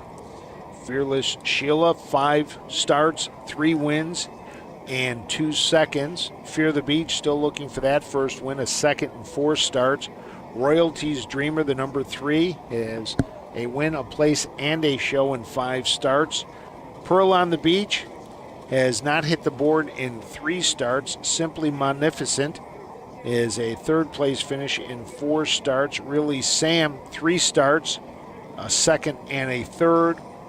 Rocker Wanted, a couple of races, has not hit the board yet. And Fear the Pansy has 5 starts, 2 wins, a 2nd and a 3rd, and has hit the board in 4 of those 5 starts. So it'll be interesting to see how those 3 will battle it out again. Last race we had 3 that really stood out, and you got 5 maidens. Eventually, you think one of these maidens has to step up and win. I like a maiden here. I think you got to go to the 2, Fear the Beach. Currently 3-1, 3rd choice. We talked about this a few races ago. Here's a horse that they spent $10,000 to get a chance to go to the starting gate in the next generation. Horse did finish 6th that day, individually timed 54-3, which is a very first pari-mutuel start. Followed that up with a Buckeye Stallion Series 2nd place finish, a 4th place finish, added Lasix, shows some gate speed, local connections. This is a horse where you can look at some of the back class, very much like Abby D in the last race. When you go back to Abby D, she had 3 Sire Stakes races, raced phenomenal in her fair start. You can't look past this 2 horse who just passed us in front of the grandstands. What a nice looking filly, very compact, calm, traveling very well. Looks perfect on the track today.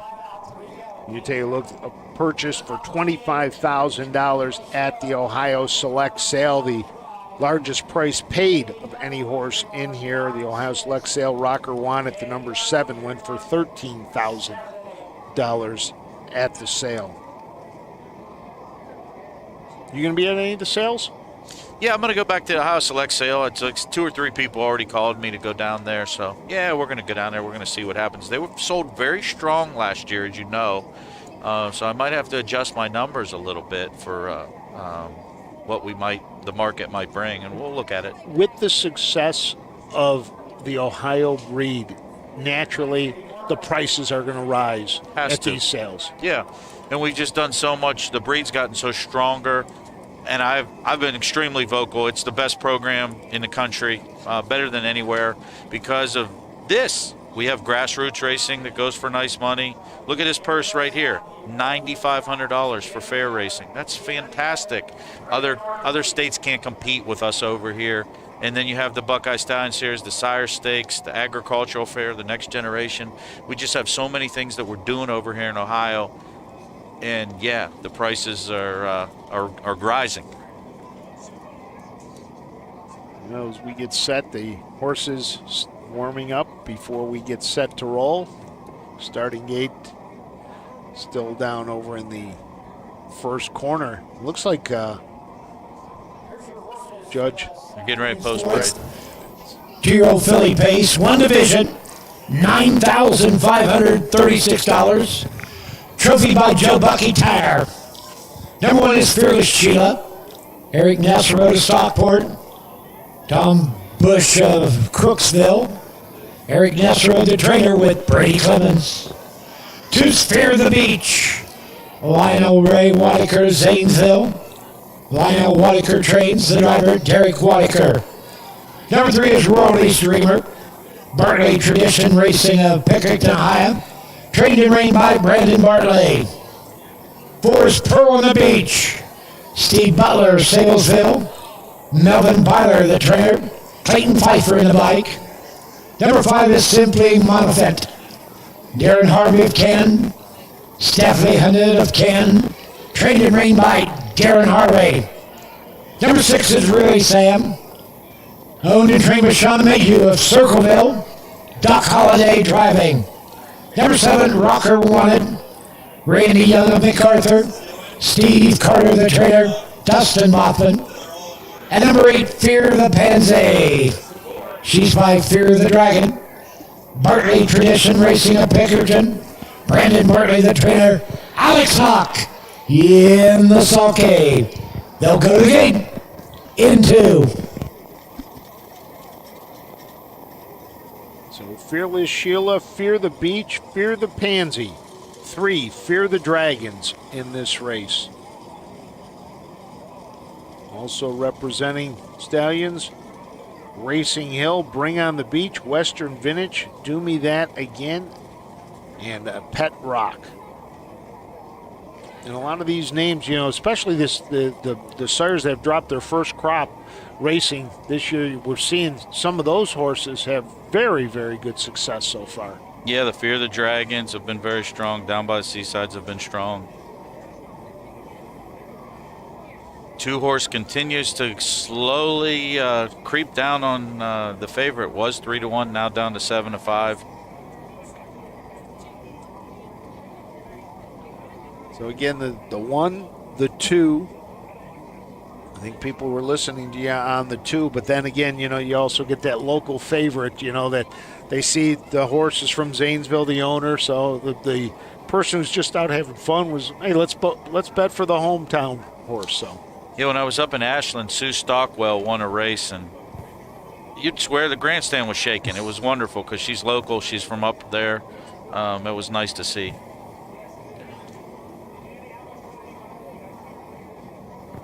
Race 4 of 8 on the card today. They'll have 8 more tomorrow. Nighttime post here at Zanesville. I believe Susan's here tomorrow night. Susan Schroeder will be here tomorrow night. I'll be in Salina tomorrow with Jessica Schroeder and Ashley Daly, and Jason Bloom will join our crew for the first time, and he'll be over in Troy. So we're pulling people from everywhere to help us out this year. It's great. Gives us a different perspective when you have people like yourself that, an owner helping us out. Jason Bloom, a race official, and helping us out. Jay Wolf, the director of publicity for the Little Brown Jug, helping us out as well. Starting gate has moved over to the back stretch. Horses are all on the back stretch. They'll start to form up momentarily.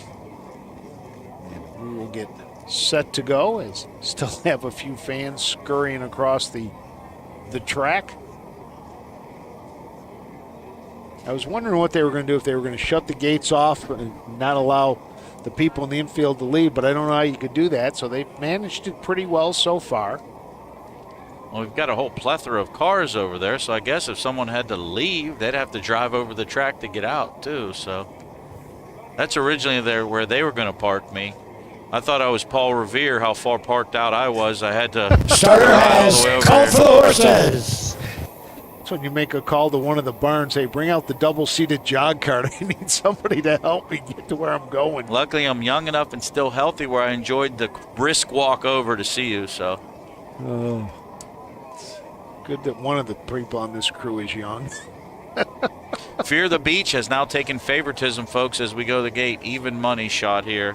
It looks like the locals are indeed supporting their local hero here, Fear the Beach, looking for her first parimutuel win. They're gathering up the backside. They're going to be getting ready to head to the gate here. But 6-5 now as the odds update again. Second choice is the 1 Fearless Sheila at 2-1. The 8-horse Fear the Pansy with Alex Hawk. Third choice at 4-1. This is going to be a good race. I expect Mr. Wadaker to go right down the road and not take any prisoners here. Well, there's you can see some early speed. You know, Fearless Sheila likes to get out. Fear the Beach likes to get out. Loyalty Dreamer likes Race to get 4. out. So let's head Driven up by to Joe Patterson. Bucky Tower, 1 division, 9,536. Fear the Beach and Wadaker, 6-5. Fearless Sheila off the wood at 2-1. Fear the Pansy, second tier, long way to go for Hawk. At 4-1, gates rolling.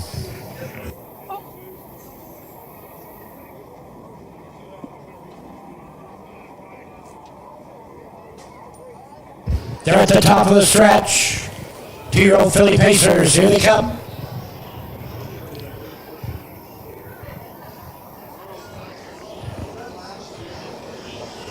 Fear the Beach on the break. They're off and pacing. Fear the Beach going for the lead. Fearless Sheila got away second. Up on the outside. Royals Dreamer ducks in third. Fear the Pansy and Hawk from the second tier fourth. Racing 5. Simply Confident. Really Sam, Rocker wanted. Pearl on the Beach broke before the start. Down the back lane they go. Wadaker on the engine. Fear the Beach. The Fear the Dragon Philly pilot to the quarter. Fearless Sheila is racing second. 31-3. Wadaker's tapped on the brakes. Fear the Beach. Fearless Sheila is second. Royals Dreamer pacing third. Here comes Fear the Pansy and Hawk on the outside. Moving up on the outside with the life cover comes Reality Sam and Holiday. To the outside, Royal Dreamer.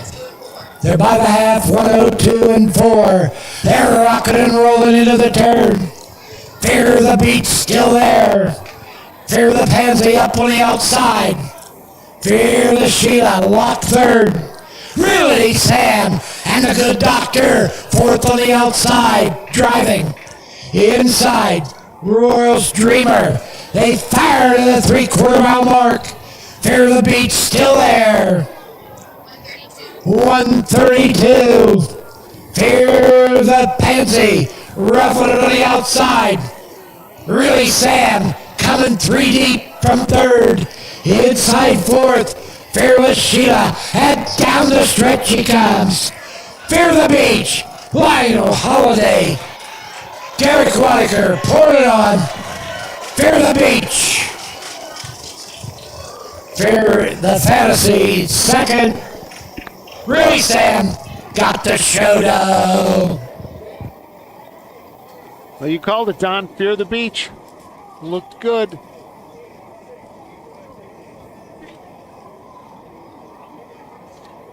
Yeah, ended up even money, Frank, for the local backers. Did go off the betting favorite. I thought that she just stood out based on her past performances, and she did not disappoint. 2-8-6. So 31 and 3, 102 and 4, 132. 202, Fear the Beach, first of the season. She's been racing in the Buckeye Super Stakes, Sire Stakes. This is the drop and pop angle. Fear the Beach. She's by Fear the Dragon, out of Beach Club. Fear the Dragon, one of the top sires in the Buckeye State. And he stands at Midland Acres in Bloomingburg, Ohio. Midland Acres got some nice colts and fillies going to the auction ring. If you want a good one, check out Midland Acres. If you like trotters, I like Long Tom. He's standing at Midland Acres. Long Tom doing quite well at the county fairs and the Ohio Sire Stakes.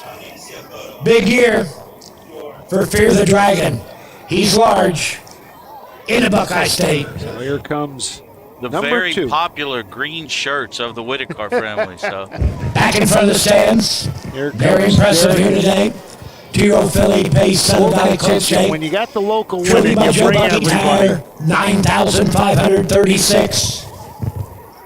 Lionel Ray You Whitaker, gotta feel Zanesville. good, too, that you Lionel finally Whitaker get that trains. monkey Derek off your Whitaker, back. You finally filly get driver. that win. Number 2, Fear the Beach. 2-year-old bay filly by Fear the Dragon out of Beach Club. First of the season, 202. Back half 59-1. Last quarter in 30. This baby can go more.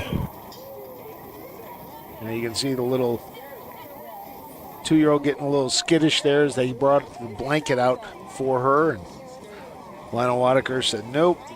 Derek Whitaker drove her. Had a chance to talk Results to Derek official. earlier today. Fearless Sheila, 5. Fear the Dragon. Fear the Beach, the winner. Fear the Beach, the winner. Rolly's Dreamer, 4.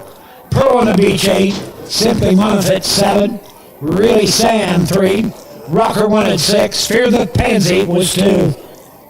31-3. 102-4. 132. 202. 514. 873. 6. 2 on the bottom. 202. So as I was saying about Derek Whitaker, I had a chance to talk to him. He has dropped 40 pounds. looks great. And, he may have to get a new set of colors. It's, the wind drag from the old ones. But he, and he says he's still trying to lose another 20. So, Derek Whitaker, great drive today to get the win for Fear the Beach. Finishing second was Fear the Pansy. Alex Hawk had to come from the second tier, but able to get up for second. And then Ken Doc Holliday with Really Sam picks up third time hitting the board in 4 starts. So that's a maiden to keep an eye on, who's getting closer every time out. Finishes third now with a third, a second, and a third in its 3 lifetime starts. So we will be back with the 5th race on the card as we get set to go with the 2nd division for 3-year-old colt trotters when we return. Athletes, they come in all shapes and sizes. They catch, they leap, they run. Some athletes even come with 4 legs and paws and hooves. When these beloved family members need care, remember the Ohio State Veterinary Medical Center. Ohio State experts wrote the book on exceptional animal care and know how to get our best friends back on their feet. The Ohio State Veterinary Medical Center. Cool Winds Farm in Lima, Ohio is a full-service standardbred breeding facility that specializes in stallion management. Cool Winds Farm stands the popular Dancing Yankee, whose first crop hit the ground this year and are great-looking individuals. Cool Winds is also standing Rockin' Amadeus, sire of world champion Ocean Rock. Be sure to inspect the Cool Winds yearlings at the Ohio Selected Jug Sale at Pickaway on September 17th.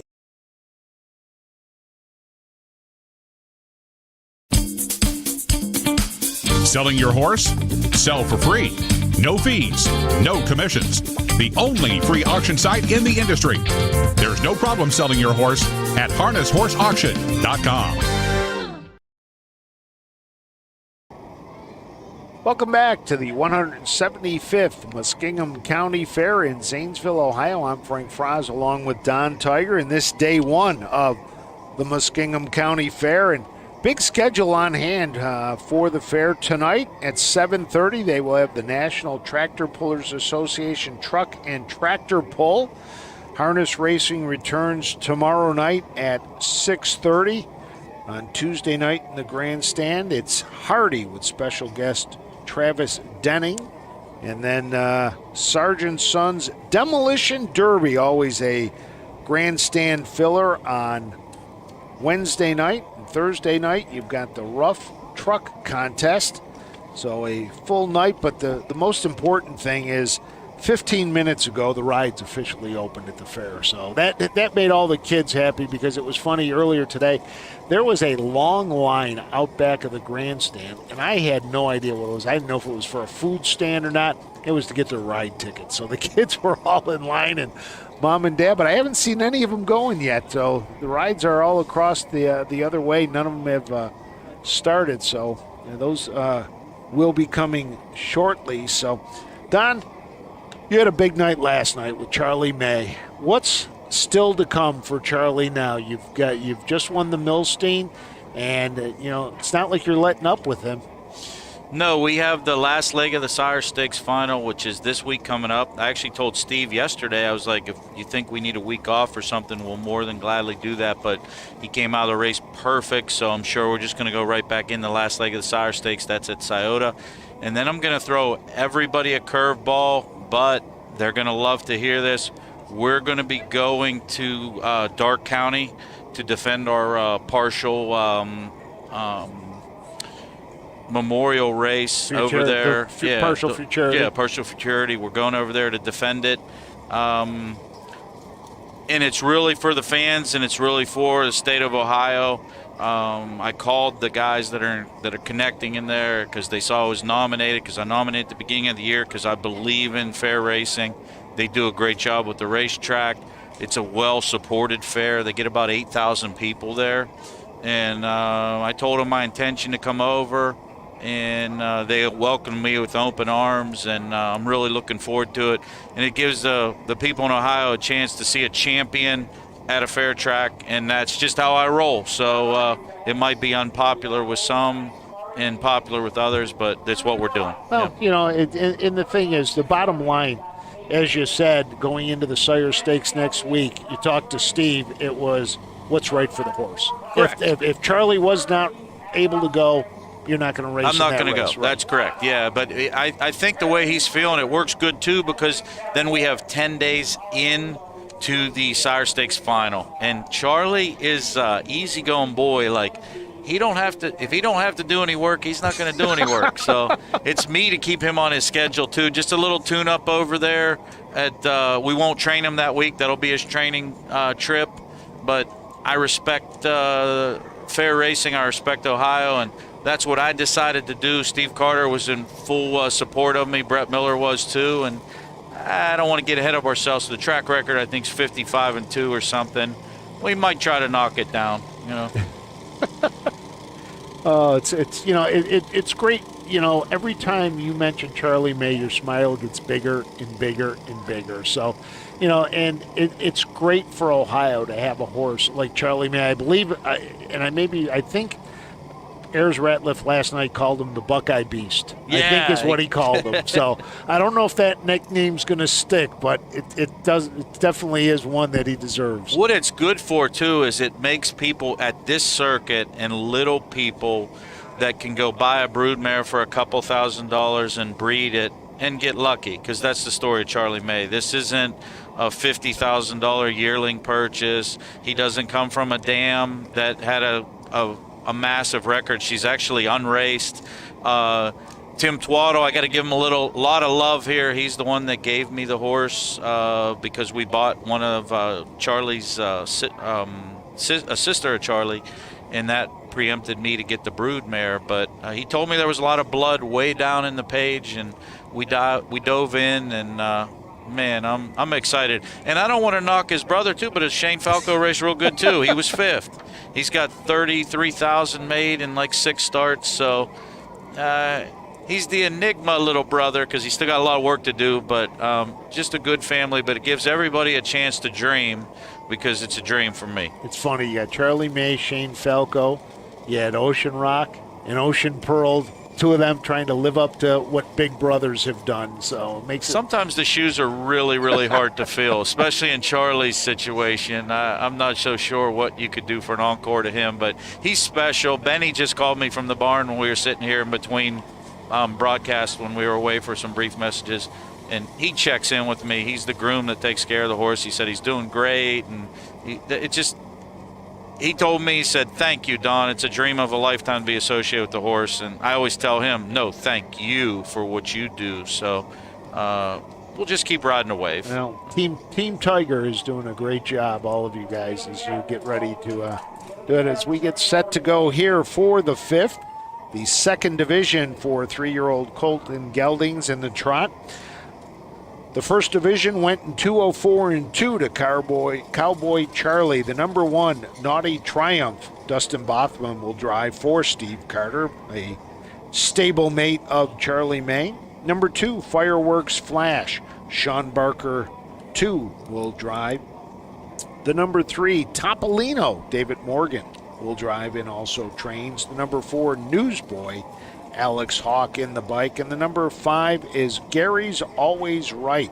Jeff Kirkbride will be the driver. And you take a look at this race, Naughty Triumph, 13 starts, 6 wins, 3 seconds, 2 thirds. Fireworks Flash in 11 starts has a win and Trotters, two $4,813, blanket by M&C Trucking. No one is Naughty Triumph. Tammy Carter, Glendenary. Jay Beard of Mansfield. Freeland of Brooklyn, New York. Brian Carsey of Indiana. Carter trains the driver, Dustin Mothman. Tunis Fireworks Flash, owned and trained by Billy Hartman of Tartland, Ohio. The driver is Sean Barker II. Number 3 is Topolino. Linda Polk, Zanesville, trained and trained by Dave Morgan. 4 is Newsboy. Cheryl Vigaron, Williamstown, West Virginia. Chuck Vigaron, the trainer, with Alex Hawk. And number 5, Gary's All Right. Gary Davis, Jerusalem. Kirkbride trains. Jeff Kirkbride in the bike. Win Place Show. Quinella. Perfecta. Trifecta. Daily Double. 2 minutes. And if you're keeping score, Trotting Hobbles on the 5. Gary's Always Right. Trotting Hobbles on. So the number 1, Naughty Triumph, at 2-5. Second last time out at Athens, but had a break at the start, and the race at Piketon also had a break, a little uncharacteristic after 2 wins. Yeah, Dustin Bothman's like a son to me. I really love Dustin, and we've talked about this trotter a couple times, and he did say he's a little difficult to drive. He needs to kind of get away from there and then settle in. So that's just something for the listeners to get a feel for out there. But as far as talent goes, 6 of 13 this year, $40,000 made, mark of 54-4. This is a really nice trotter. 3 back at Northfield, scored in 56 with Ryan Stahl right down the hallway. Highway ripped off some nice fractions. A really, really nice horse, and sentimentally here, I'm sure hoping Dustin does a good job and maybe gets this one done. Well, you take a look, the number 2 has 6 has hit the board in 6 in a row. Last time out, a third, then a third at Xenia, and a 1 finished first at Piketon. Yeah, on the improve. A horse that was 0 for 16 last year, and now is, as you said, 7 of 11 on the board this year. Nice record at Piketon from the second tier that day scored. Sean Barker was in tow that day. He's back in the sulky again today. As I said, Sean's just an excellent driver. Both of these guys, when you start looking at Alex Hawk, Dustin Bothman, Sean Barker, these are some of the guys' future in this sport for Ohio. These guys are going to continue to grow and challenge some of our top drivers as we go. Less than 1. Topolina, the number 3, the other horse with a victory this year. That coming 2 races ago at Scioto Downs, took a mark of 158-1, paced the last quarter, trotted the last quarter in 29-3. Take a look at Newsboy, had 5 wins in 10 starts last year, but as a 3-year-old has not found the winner's circle yet. As we get set, let's go to Chris Patterson. This year at Piketon in 202 and 3. They're your major players in the 5th. Starter John Reese has got the starting gate rolling.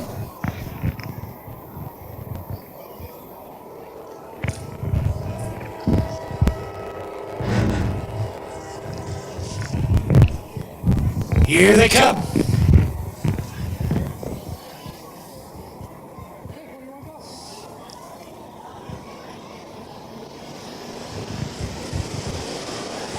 Rough and trotting, Naughty Triumph fires for the lead. Newsboy up on the outside and Hockle ducking to the cones. Fireworks Flash got away third. Talpino racing fourth. And Gary's always right. Down the back lane, a motor. Bothman's on the engine and pouring it on. Naughty Triumph. The Triumph Caviar leads the way by 6. Newsboy and Hawk chasing second. Firework Flash and Barker 2 racing third. They're by the quarter, 29 and 4. Topolino and Morgan checking it out fourth. Gary's always right to trailer. Around the turn, the 4-5 favorite, Naughty Triumph. On cruise control right now, leads it by 5. Newsboy trotting second. Fireworks Flash and Barker on hold third. Topino's not fired yet fourth. Gary's always right. They're by the half, 59 and 3. Into the turn they smoke. And it's Naughty Triumph still there. Newsboy cuts into the deficit second. Here comes Fireworks Flash and Barker under a crack of the whip on the outside third. Topino goes to the outside fourth. Down the backside, a motor. Naughty Triumph still there. Newsboy second. Fireworks Flash outside. 3/4, 131. Round the turn. Naughty Triumph still there. Newsboy fighting for second. Fireworks Flash on the outside with a crack of the whip third. Topino not fired. Down the lane, a motor. It's Naughty Triumph the leader. Newsboy second. Fireworks Flash. Come to the wire. Naughty Triumph. Newsboy. Fireworks Flash. Got shut the third. Dustin Bothman picks up his 5th win of the year driving for trainer Steve Carter. Naughty Triumph, an easy winner once he got to the lead. Just as Chris Patterson said, put the pedal to the metal and able to get out and win easily. Yeah, when he got away from the gate there clean, as like I said, Dustin said, he's a little tricky. Once he gets away, they'll be fine, 4, and he was. 2, 29 and 4, 59 and 3, 131, 201 and 1. Naughty Triumph.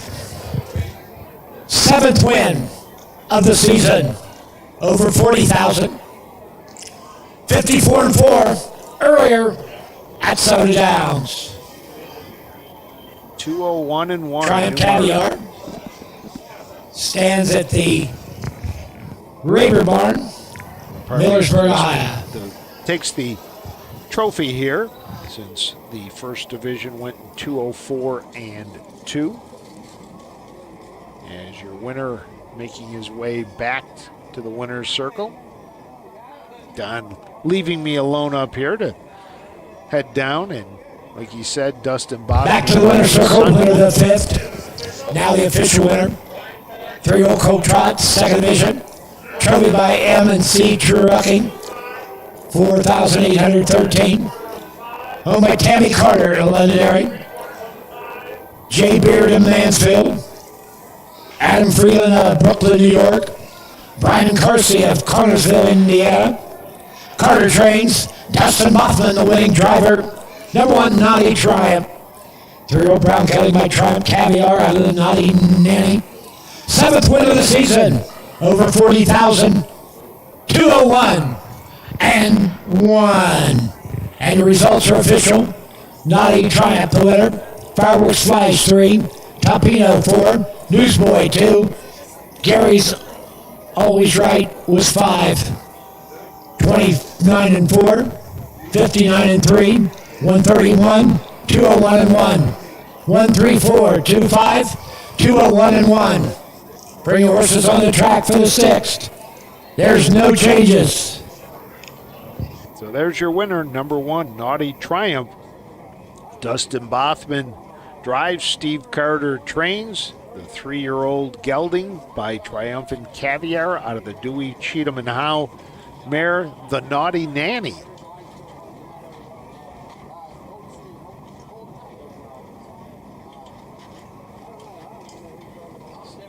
Able to get to the lead and just held on, no problem. Mighty Triumph, the favorite, 360, 260, 210. Off is the favorite. Newsboy, $9 to place, 260 to show. Fireworks Flash got the show dough at 220. 1-4Q, $10. 1-4 Perfecta, $10.60. 1-4-2 Trifecta, $24.20.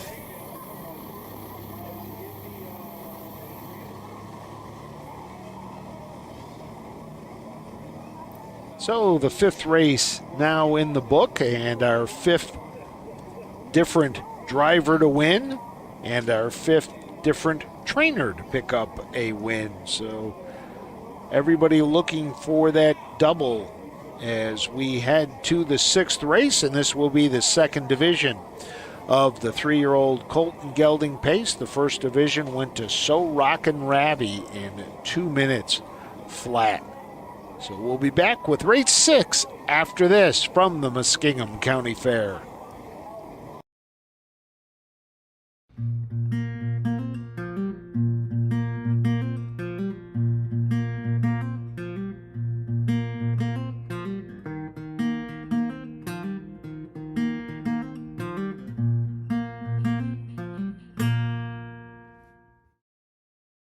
The Muskingum County Agricultural Society was formed in early 1848. After just a few short months of planning, the organization held their first fair at the courthouse in Zanesville, Ohio. The 2-day event exhibited the best livestock and produce around. Entries and attendance grew every year, and the fair soon outgrew its humble beginnings. 5 years after the Muskingum County Fair's founding, land was purchased to provide a permanent home.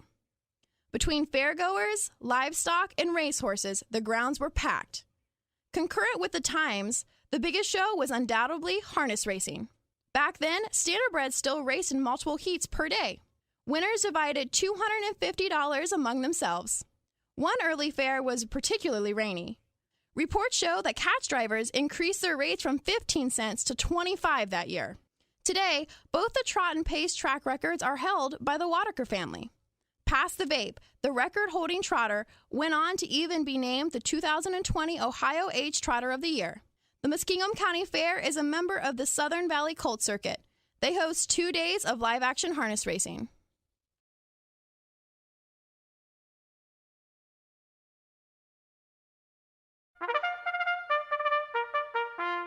They're often racing in the Southern Valley Colt Circuit. Catch the excitement of Ohio harness racing at one of the county fairs in the Southern Valley Colt Circuit. For over 150 years, people have gathered at county fairs to cheer on their favorite racehorses. Keep the tradition alive. Visit one of the 10 fairs in the Southern Valley Colt Circuit this summer. Horses, racing, and winning. It's the Southern Valley Colt Circuit. 10 great fairs in southeastern Ohio.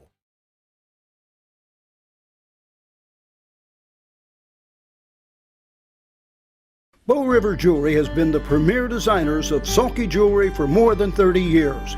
We incorporate today's fashion designs to create a unique piece of jewelry only found at Bow River. Visit bowriverjewelry.com today. Welcome back to Zanesville, Ohio, and the Muskingum County Fair. Did you give him a big smile down there? I did, absolutely. I'll tell you, as tired as Dustin was, you win a race, you don't even feel any of that tiredness, do you? They do not, no. He's still living on the high from yesterday. He's happy about today. He even cracked a joke to me. He said, I got to find more horses like this. The other ones that I were driving, I think I can outrun them on my feet. So, but it's what it is. You have to pay your dues when you're a young guy. You try to pick up mounts. He drives a lot for the stable, maybe the B and the C tier horses that you're still trying to develop, and they take a while. They're not like any athlete. You get better with practice, and some of these horses are young and they need to develop. But Dustin's a wonderful kid. I love him. He's meant a lot to me, and just super happy I'm out here with him today and got to win. We first met last year, and you a number of times kept saying, "Keep your eye on this guy. Yep. Keep your eye on Dustin. It's going to take time, but keep your eye on him." Got a great set of hands and a good mindset, and he understands how to develop and take care of one. And the cool part about him is him and Steve Carter get to sit behind Charlie May every day, and he considers that an honor and a privilege. And I've got something up my sleeve. I'm going to let him drive him at some point. I don't know when. I promised him that, and I will honor that. And he's excited about that opportunity, too. It might be at a fair because they do run fairs at tracks, as you know. Dayton does that. I think I circled a couple and put it on his stake schedule. But Dustin's just a wonderful kid. But as I was talking about Sean Barker, Alex Hawk, Brady Clemens, these guys are the minor leagues, and you're a baseball guy. These are your AAA, AA players that are going to be moving up to the majors soon enough. And believe me, Dustin Bothman is one of those. So we get set now for the 6th race. This will be the second division for the 3-year-old Colts and Geldings, going for $4,813. The first division went 2 minutes flat, So Rock and Ravi. The number 1, Lucky Ludwig, Brady Clemens. Last horse stepping on the track, but The you're all number over. 2, Our Whiskey Cavalier, Alex Hawk. The number 3, Speakwell with Sean Barker. The number 4, VH Levi, Derek Wadaker. And the number 5, David Young II will drive Stormin' High. And you take a look at this field, a couple of maidens. Our Whiskey Cavalier did not have any starts as a 2-year-old, as a 3-year-old, 4 starts and a third. Same for number 5, Stormin' High. It did not start as a 2-year-old, comes back as a 3-year-old, 7 starts, a couple of third. VH Levi has 4 wins in 14 starts, the last win coming at Piketon when it won by a head back on July 30th. And also the only horse in this field with any Buckeye Stallion Series action, that coming back on July 4th at Northfield. Speak Well with Sean Barker has hit the board its last 3, a second, a win 2 times back at Piketon, and a second at Washington Courthouse as well. Which one stands out to you, Don? I like the 3, Speak Well. 7-2, second choice. Currently the 4 is the 1-5 favorite. What I like about the 3 is the early gate speed. And this horse shows in at Pikeville, 28-4 opening quarter. Athens, 29 seconds. Those are some nice opening quarters at fair tracks. I just think this horse can control the race. And that's my sleeper on a slight upset here at 7-2, second choice. Well, that's what they did last race. Naughty Triumph and Dustin got out 29-4. First time we've had a quarter under 30 at the start of a race. And if Speak Well can do that again and set the tone once you get out there, you can pretty much dictate what you want to do. Absolutely. It looks like this is a recent acquisition for trainer on Nestle Road here, who's done a great job at the fair circuits. This horse was traded by Van Horn and has since moved into his barn. Again, you get Derek Wadaker, the lighter, meaner machine of Derek Wadaker to drive. And this horse was supported last time out at 7-5 at Athens. Did make a miscue. Prior to that was a win, 56-3 at Piketon, which is obviously the reason why this horse stands out. That is a very nice mile. Shows a mark of 54-3 at Northfield. No reason to knock this horse at all. 1-5, deservedly so. I was just thinking that maybe the 3 can out-trip him here. Well, if you can get to the lead, maybe you control it that way, and that's what Sean Barker will want to do as we get One is Lucky Ludwig, owned and trained by Melvin Byler, Salesville. Brady Clemens drives. Number 2 is Our Whiskey Cavalier, owned and trained by Ralph Calvert Jr. of Racing. The pilot, Alex Hawk. 3 is Speak Well, L&L Stable, Springfield. William Hart of Carmel, Maine. Clarence Folk trains. The driver, Sean Barker II. 4 is VH Levi, Tim Van Horn, Malta. Nestle Road trains with Derek Wadaker. And number 5, Stormin' High, Karen Bright, New Marshall, Field, Ohio. Ricky Williams, the trainer. David Young II will call the shots. They'll go to the gate in a couple. Win, place, show. Quinella, perfected try. Daily double. Second division of this, the 3-year-old Colt and Geldings. Lucky Ludwig, 3 wins this year, but has really... there's no double in race 6. The Your last 5 races, 2 races. has 3 breaks in the last 5 races. Hoping to get back on stride today. Our Whiskey Cavalier still looking for that first win, but coming off a 3rd place finish. Speak Well, as we said, has hit the board the last 3, including a win at Piketon. And then VH Levi, also a winner 2 back. That also at Piketon for the Pike County Fair. And Stormin' High hit the board about 3 races ago. Back-to-back 3rds at Carrollton and Mount Vernon. So we'll be looking to try to improve on that. VH Levi made a very nice appearance on the track here. Just a gorgeous looking horse. Tim Van Horn still owes this horse, so I think he might have just turned it over to Eric Nessel Road for this affair. The starting gate's moving, and looks like we're getting ready to go to the gate for race 6. Still heavy 1-5 favorite here. VH Levi, second choice at 3-1 is the 3, Speak Well. Third choice would be the 1, Lucky Ludwig, at 11-1. But nice compact field of 5 in this second division of 3-year-old colts going to the gate here for $4,800. We're going to kick it up to the track announcer for the call of race 6.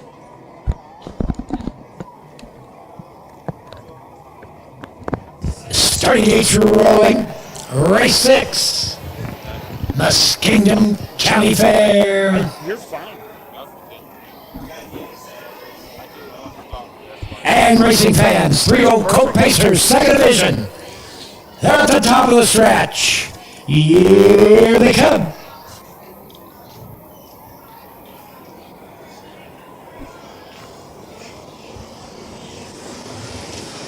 They're off and pacing. Speak Well. And Barker going for the lead. VH Levi up on the outside. As they race into the turn.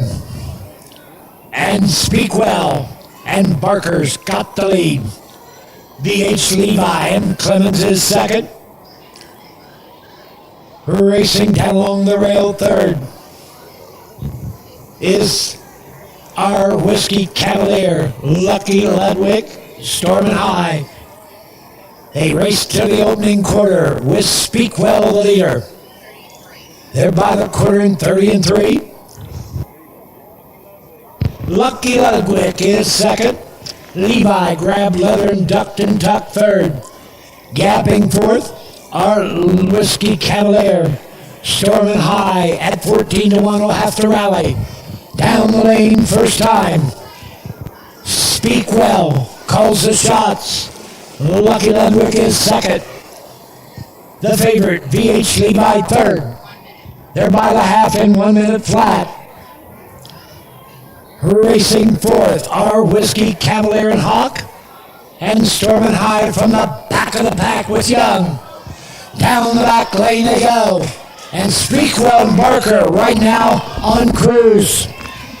Lucky Ludwig, he's 12-1, and he's pouncing second.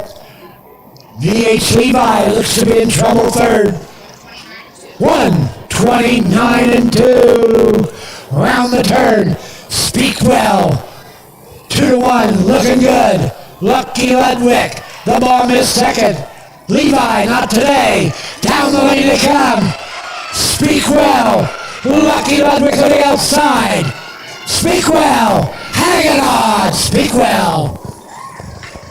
Lucky Ludwig. Levi.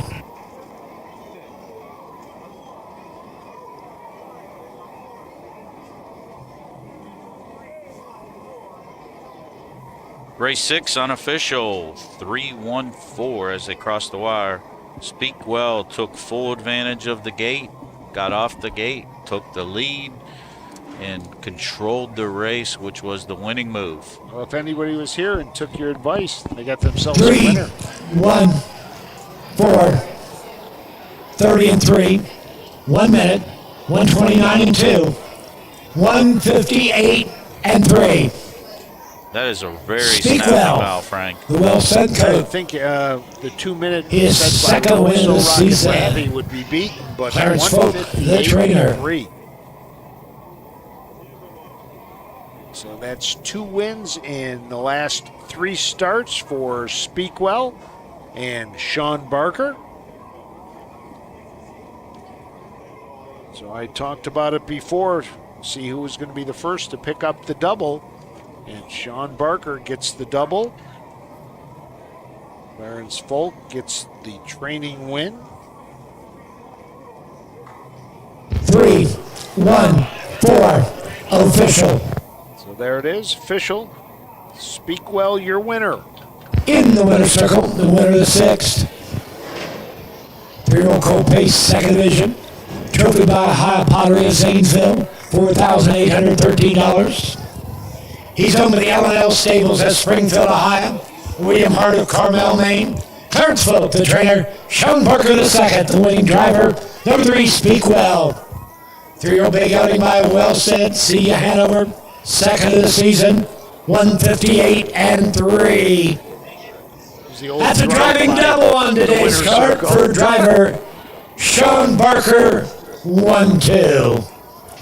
Official, Lucky Ludwig 2, our Whiskey Cavalier 4, Speakwell the winner, PhD by 3, Storm and High was 5, 30 and 3, 1 minute, 129 and 2, 158 and 3, 241, 3, 5, 158 and 3. Bring your horses on the track for the 7th. No changes, no show, no try. Daily doubles 7 and 8. 7th race, the 2nd division for 2-year-old filly trotters. The 1st division went to Abby D in 205 and 4. We'll tell you about the 4 in this race when we return. For over 50 years, Midland Acres has provided top-quality Ohio-bred colts and fillies. As a third-generation farm with 500 acres of pasture for breeding to boarding and on-site veterinarian care, we understand the importance of delivering well-cared-for and well-mannered yearlings. Visit us September 17th at the Pickaway County Fairgrounds and get in the winner's circle with the yearlings by Fear the Dragon, Yankee Cruiser, Pet Rock, and Long Tom. Midland Acres, doing our best to bring you the best.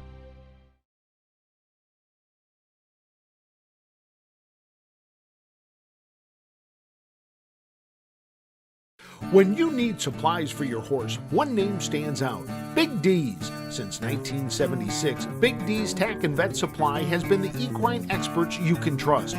Whatever your horse needs is available at Big D's Tack and Vet Supply. Visit the retail outlet in Streetsboro, Ohio, or order online at bigdweb.com. Most orders ship that day, or call 1-800-321-2142. Big D's Tack and Vet Supply.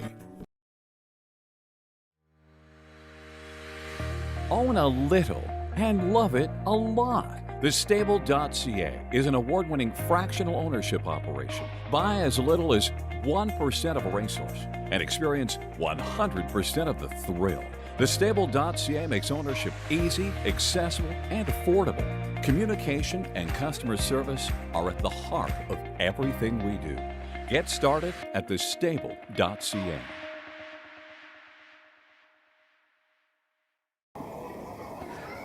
Welcome back to the 175th edition of the Muskingum County Fair in Zanesville, Ohio. And a little disappointment for all those kids. The rides were supposed to go at 2 o'clock, almost getting to 3, and still no rides. So Mom and Dad dragging a lot of the kids into the grandstand to watch the horse racing. And again, like we talked about, a very big crowd here at in the grandstand here in Zanesville, and hopefully another big crowd tomorrow night. They've got the tractor pull coming tonight, so definitely a big crowd will be on hand here. So we've got 4 to go here in the 2nd division for the 2-year-old filly trotters. The number 1, Miss Irish Wit, Bill Long Jr. will drive.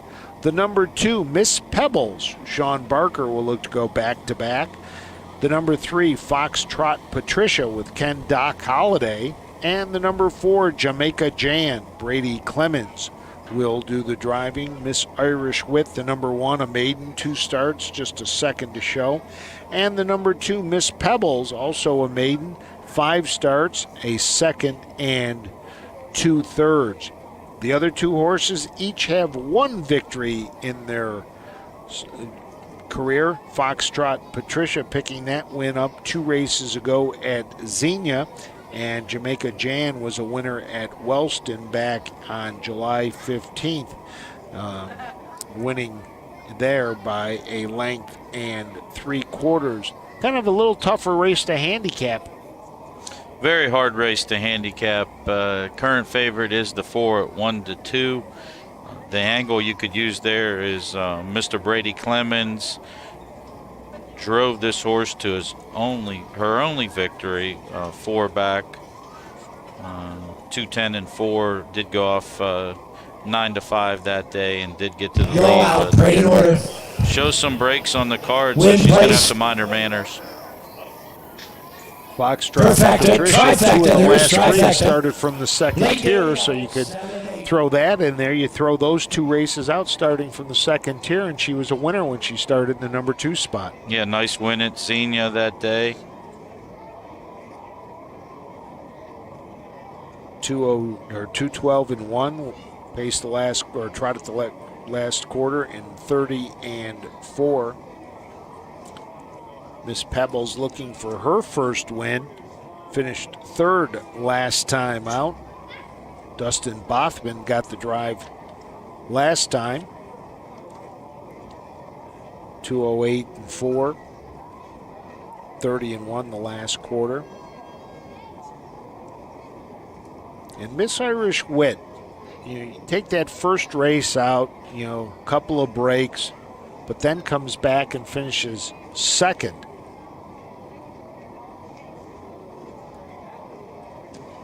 And right now, really, the number 2 and the number 3 at 7-2, the number 1 at 6-1, and the number 4 all of a sudden at 2-5. I think this is one of those races that if somebody throws $5 across the board on one of these horses, it's going to change the odds. Yeah, absolutely. Very tough race for me to handicap and bet. More one as a fan to enjoy and watch. Do you ever find that when you're out there, there's some races you look at and go, I'm staying away. I'm just going to have fun with this and just enjoy it? All the time. Yep. I enjoy racing. I'm a fan. We've had these discussions numerous times. The number one thing is I'm a fan, and I enjoy being out here and watching. And like a lot of these folks in the grandstands, they're just enjoying the racing and cheering and yelling, and it's fun. Yeah, there's races to bet and races to watch, as I say. And even if you're not a big bettor and you just want to have some skin in the game, and even if you don't know anything about it, you could look at this and go, oh, my mother's name's Patricia. I'm going to put 2 on Foxtrot Patricia. Or, I'm a fan of the Flintstones, Miss Pebbles. There's reasons, if I'm Irish, I'm going to bet, Miss Irish Wit. So, people can pick them how you want. Doesn't matter. No, it doesn't. And that's actually what makes being a fan of harness racing fun, because you can do that. My cat's name's Jan. Exactly. I'm going to bet Jamaica Jan. Speaking of names, how did the name Charlie May come about? It's a great story. So it was the first horse I ever bred, and we bred Charlie May, and he was born Cinco de Mayo Day, May 5th. And I asked my wife, I said, what do you want to name him? She goes, I want to name him Charlie. I was like, we can't name him Charlie. It's too basic of a name. He's got to be. Let's do the press. Number 1 is Miss Irish Wit. Donna Weber, Jerusalem. Barney Dillon trains. Bill Long Jr., the driver. Number 2 is Miss Pebbles. Folk Stable Incorporated, Springfield. William Hart of Carmel, Maine. Clarence Folk trains her. The driver is Sean Barker, too. Number 3 is Foxtrot Patricia. William Hartman of Tartland, Ohio. Billy Hartman trains with Doc Holliday. Number 4 is Jamaican Jan. Joe Nesserode, Chandlersville. Eric Nesserode, Stockport. Katie Nesserode of Chandlersville. Eric Nesserode trains. Brady Clemens in the bike. 2 minutes. So she wanted to name him Charlie. She wanted to name him Charlie, and I said, you got to name him Charlie something. And she goes, I just want to name him Charlie. And I said, just pick something, because he's going to turn out to be a donkey. And she says, you never know. Charlie may become a superstar. And that's honestly how he's got his name. So I just said Charlie May. I figured it would be something like, hey, maybe he'll turn out. I don't know. I like it. It's an aptly named, and I didn't even realize this, but there's a singer named Charlie May, and someone Googled it one day and called me and said, hey, did you name it after the singer? I said, I apologize to Mr. May, but no, this is how we named him. Gordon Waterstone ran a story on him earlier, and it's in print that's how we came up with the name. So we get set to go here. The 7th starting gate is already in position. The number 1, Miss Irish Wit. Bill Long Jr. will drive for trainer Barney Dillon, looking for its first lifetime win. These are all 2-year-olds. The number 2, Miss Pebbles. Sean Barker, the 2nd, will drive for Clarence Folk. Sean looking to make it back-to-back victories. The number 3, Foxtrot Patricia. Ken Holliday in the bike for William Hartman, who also is the owner of Foxtrot Patricia. 1 win in 7 starts this year. And the number 4, Jamaican Jan. Brady Clemens will drive for Eric Nesselrode. 5 starts, a win and 2nd. The 2nd division, 1st division, went to Abby D in 205 in 4. Right now, the number 1 choice is Jamaica Jan at 1-2. 9-5, the 2nd choice, number 3, Foxtrot Patricia. And then Miss Pebbles at 6-1, and Miss Irish Wit at 7-1. 4 horses in the field, the 7th of 8 races. And our final race will be the free-for-all. We'll have 3 horses going to the race, or to the gate in that race. Starter has put the wings out. Now we'll wait for the horses to make their way down the back stretch and the gate to start rolling.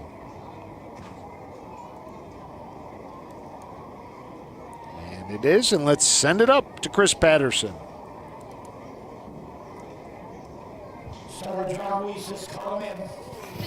Jamaica Jan, 1-2.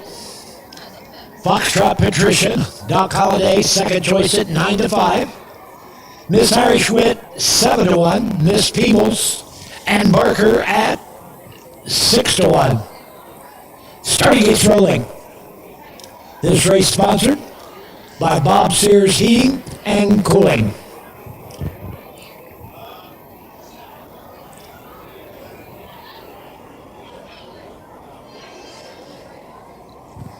Second division, 2-year-old Philly Trotters. They're at the top of the stretch. Here they come.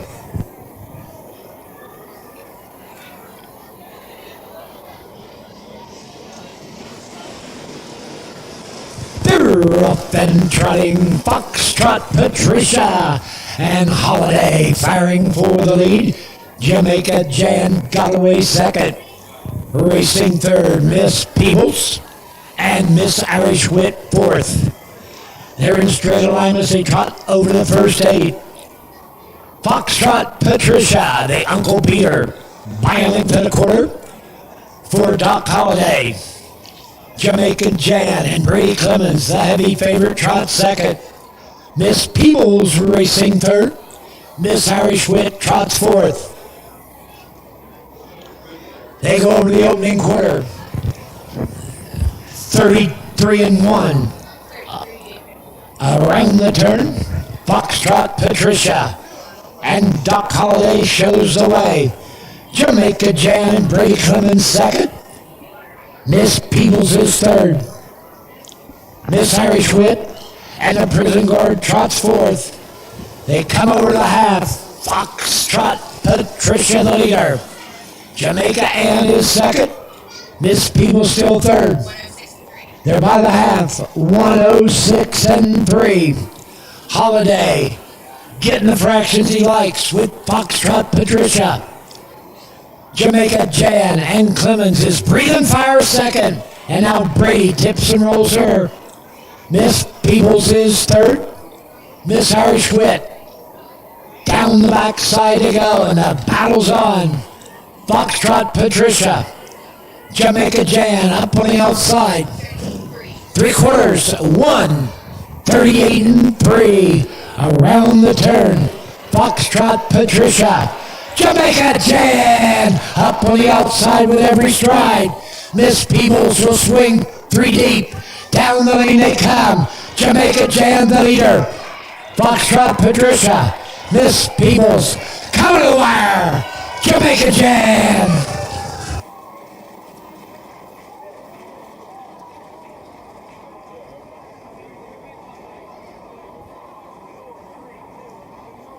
Jamaica Jan and Brady Clemens picks up the win for trainer Eric Nesselrode. Second win in 5 starts for the filly by Long Tom out of the Majestic Victory mare Wolf's Jan. And Brady Clemens and Jamaica Jan just bided their time, sat in the 2-hole, and then made the move on the back stretch. Around the turn, hit the top of the stretch, and after that, no challenge from Foxtrot Patricia. 4-3-2, 33-4, 106-3, 138-3, 208-4.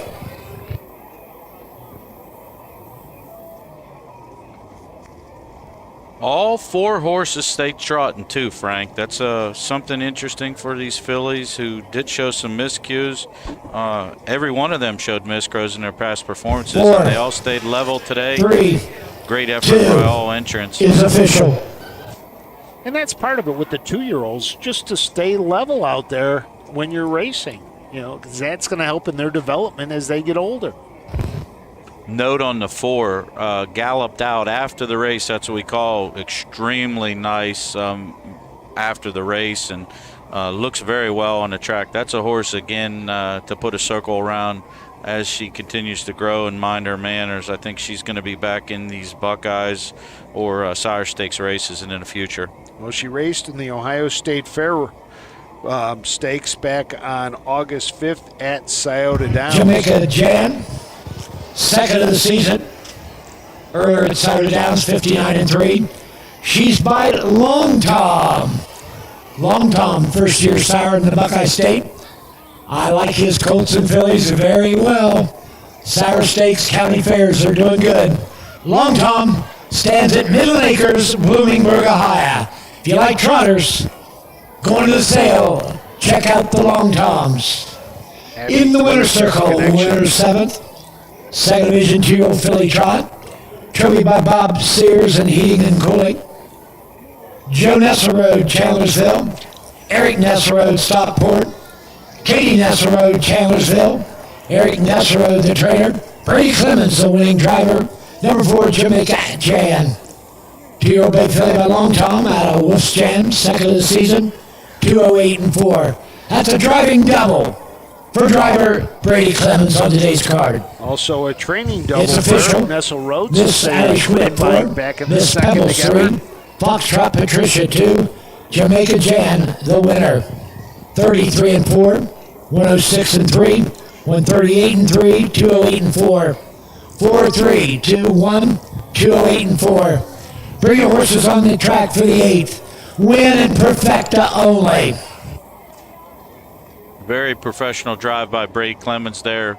Eased the horse out of the gate, sat in the 2-hole, just waited till about the 3/4 pole to pull.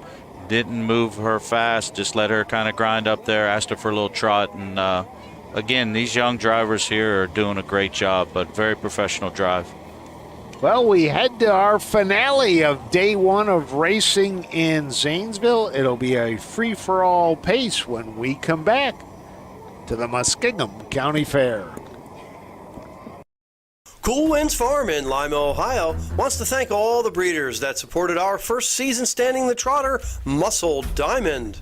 Cool Winds also welcomed the proven sire, Mr. Apples, to our stallion barn. Randy and Kim Haynes also stand the only full brother to some beach somewhere, Bring on the Beach, sire of Heart of Chewbacca. Visit the Cool Winds consignment at the Ohio Selected Jug Sale at Pickaway Ag Center on Friday, September 17th. Your animals provide unconditional love. When they hurt, you want the best care available to help them enjoy life again. The Ohio State Veterinary Medical Center is here for you and for them. From heart disease to cancer, diabetes to broken bones, and 24-hour emergency services, Ohio State's team of experts make a difference in the lives of animals and the family members who love them. The Ohio State Veterinary Medical Center.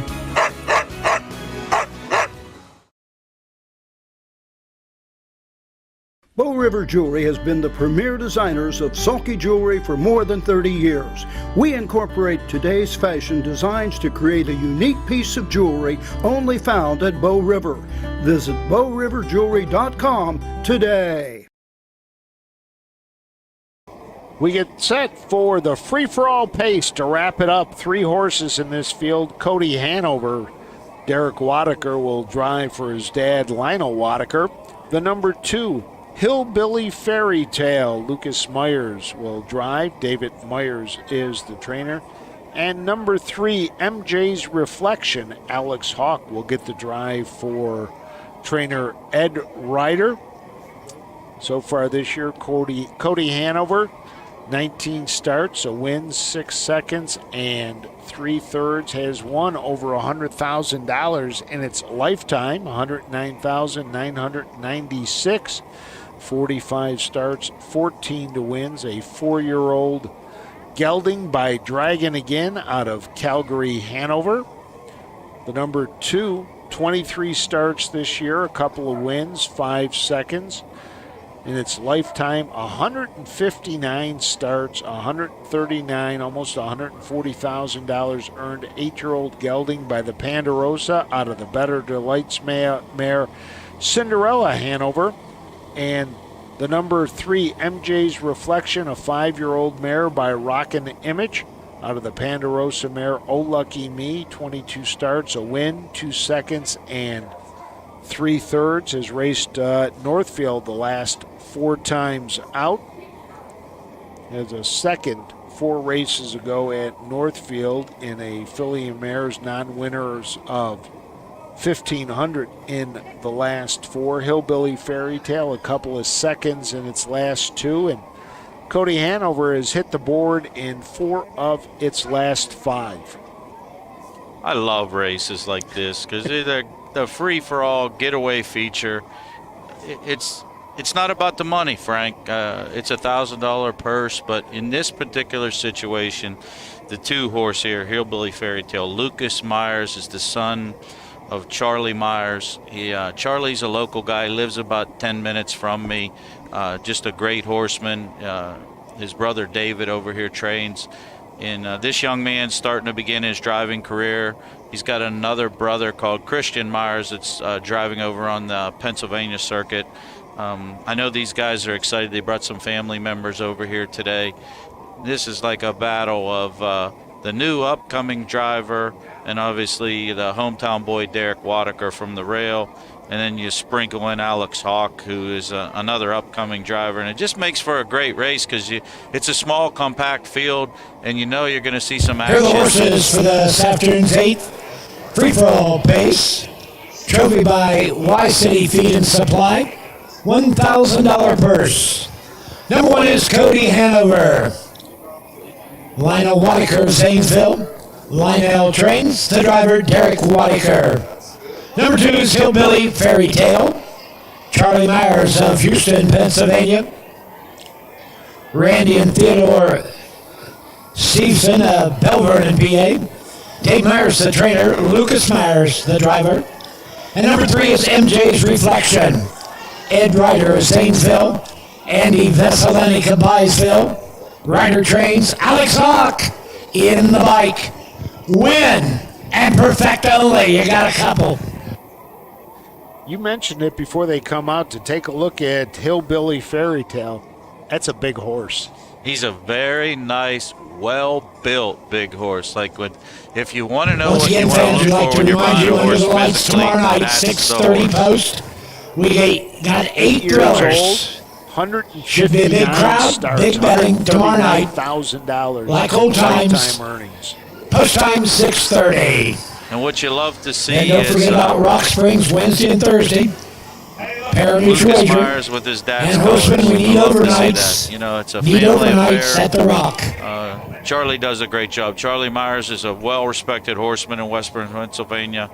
This is one of his main owners too, Randy Stevenson.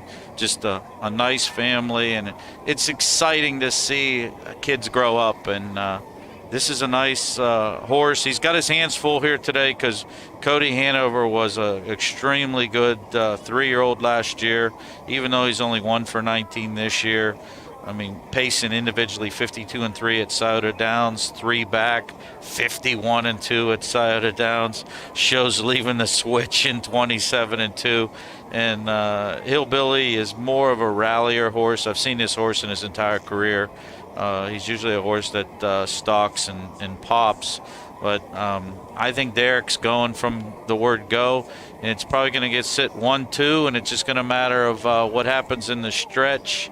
Sentimentally, I'd love to see the 2 get up for the young driver, but again, the classy veteran from Zanesville, Derek Wadaker, might get it done. Well, you got the young kid looking for the first win. You've got the hometown favorite and Derek Wadaker in Zanesville, and we don't seem to mention the 3-horse at all. No disrespect either. It's a filly here, again against the boys. Just a minute. Pretty well Just too. one more minute. She shows a 55 mark 4 back at Northfield, and then was pacing individually 54-1, 53-2 at Scioto. So she's got a little bit of talent. I just think, unfortunately, the way this race is going to unfold, that they're going to sit 1, 2, 3. But again, here's a local connection. Ed Ryder, Zanesville, Ohio. So this is why I tell you, it's not about the purse. It's about family and friends getting together and 3 horses racing, all for a different kind of idea. But I know Mr. Wadaker wants to win very bad. I know the connections of the Myers family really want to win this race. And the same with Ed Ryder being local. That's what makes it fun when you see these guys racing so hard. Approaching the starting gate. Getaway feature, the free-for-all, race number 8. Let's throw it up to Chris Patterson.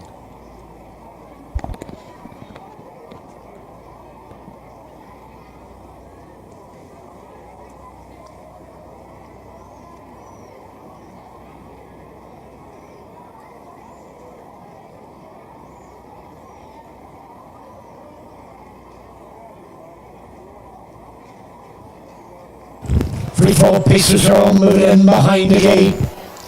The gate swings into the stretch, and here they come.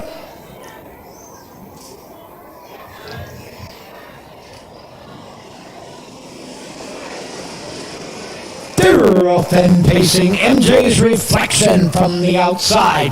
Cody Hanover down along the rail. Hillbilly Fairy Tale got away 3rd for Myers. Quickly straight alignment. Hawk and MJ's Reflection shows the way. Derek Wadaker and Cody Hanover is 2nd. Hillbilly Fairy Tale under a hold 3rd. Down the backside, a motor going over the opening quarter. MJ's Reflection shows the way.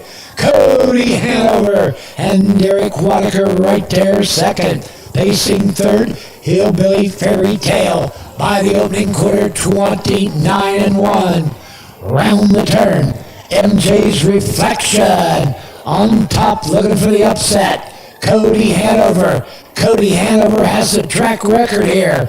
8 wins last year as they pace by the stands for the first time. On top, MJ's Reflection. Cody Hanover. The half, 59-1. Hillbilly Fairy Tale and Lucas Myers still on hold 3rd. Round the turn to go. MJ's Reflection still there. Cody Hanover's breathing fire, and Wadaker brings him to the outside.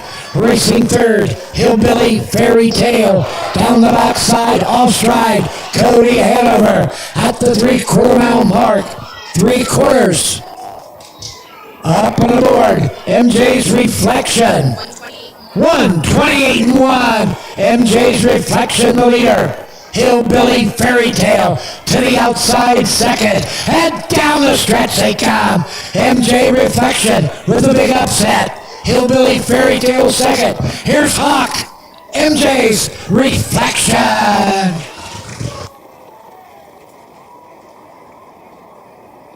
There's your winner, MJ's Reflection. And a very healthy 7-1. Nice upset for the finale. And Cody Hanover had not shown any breaks. 5 races back, had one back on 6:23 at Scioto, was making its move on the back stretch and then just broke stride.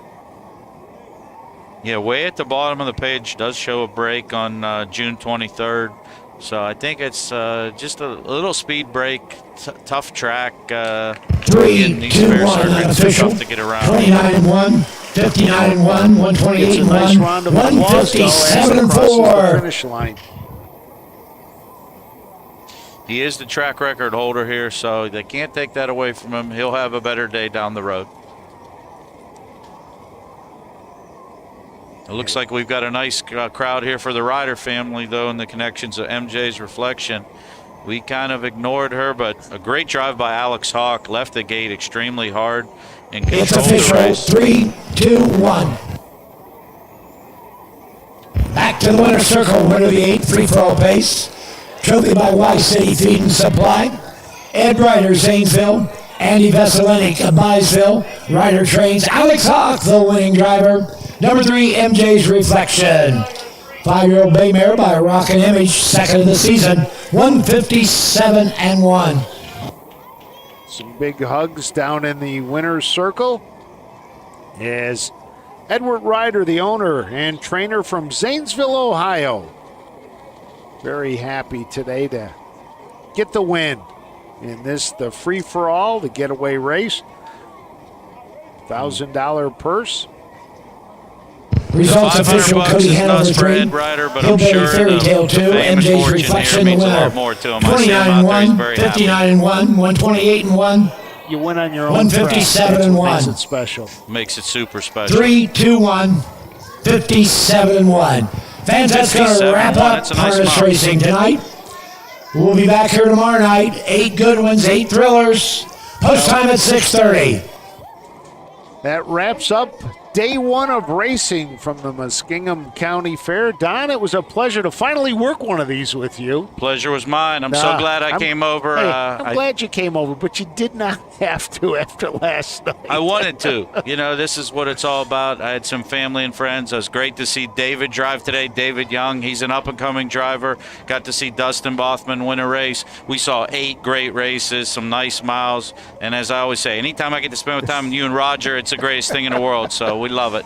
Well, we enjoy being with you as well. We want to thank everybody for joining us today as we wrap up the racing from Muskingum County. Don't forget, we got 3 fairs tomorrow for you. Salina at 6 o'clock, Zanesville at 6:30, Troy at 6:30. It's another busy week of racing across the Buckeye State. And nobody knows where we'll be the day after that, as they seem to all run together at this time of the year. But I want to thank Don Holden from Trot Pace Marketing.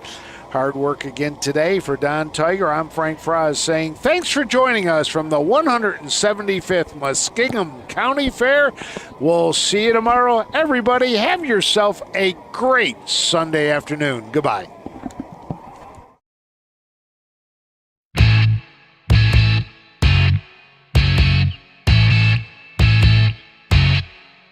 This has been Ohio County Fair Racing. Ohio County Fair Racing is brought to you by thestable.ca, the Ohio State University Veterinary Medical Center, Midland Acres, Cool Winds Farm, and Big D's Tack and Vet Supply.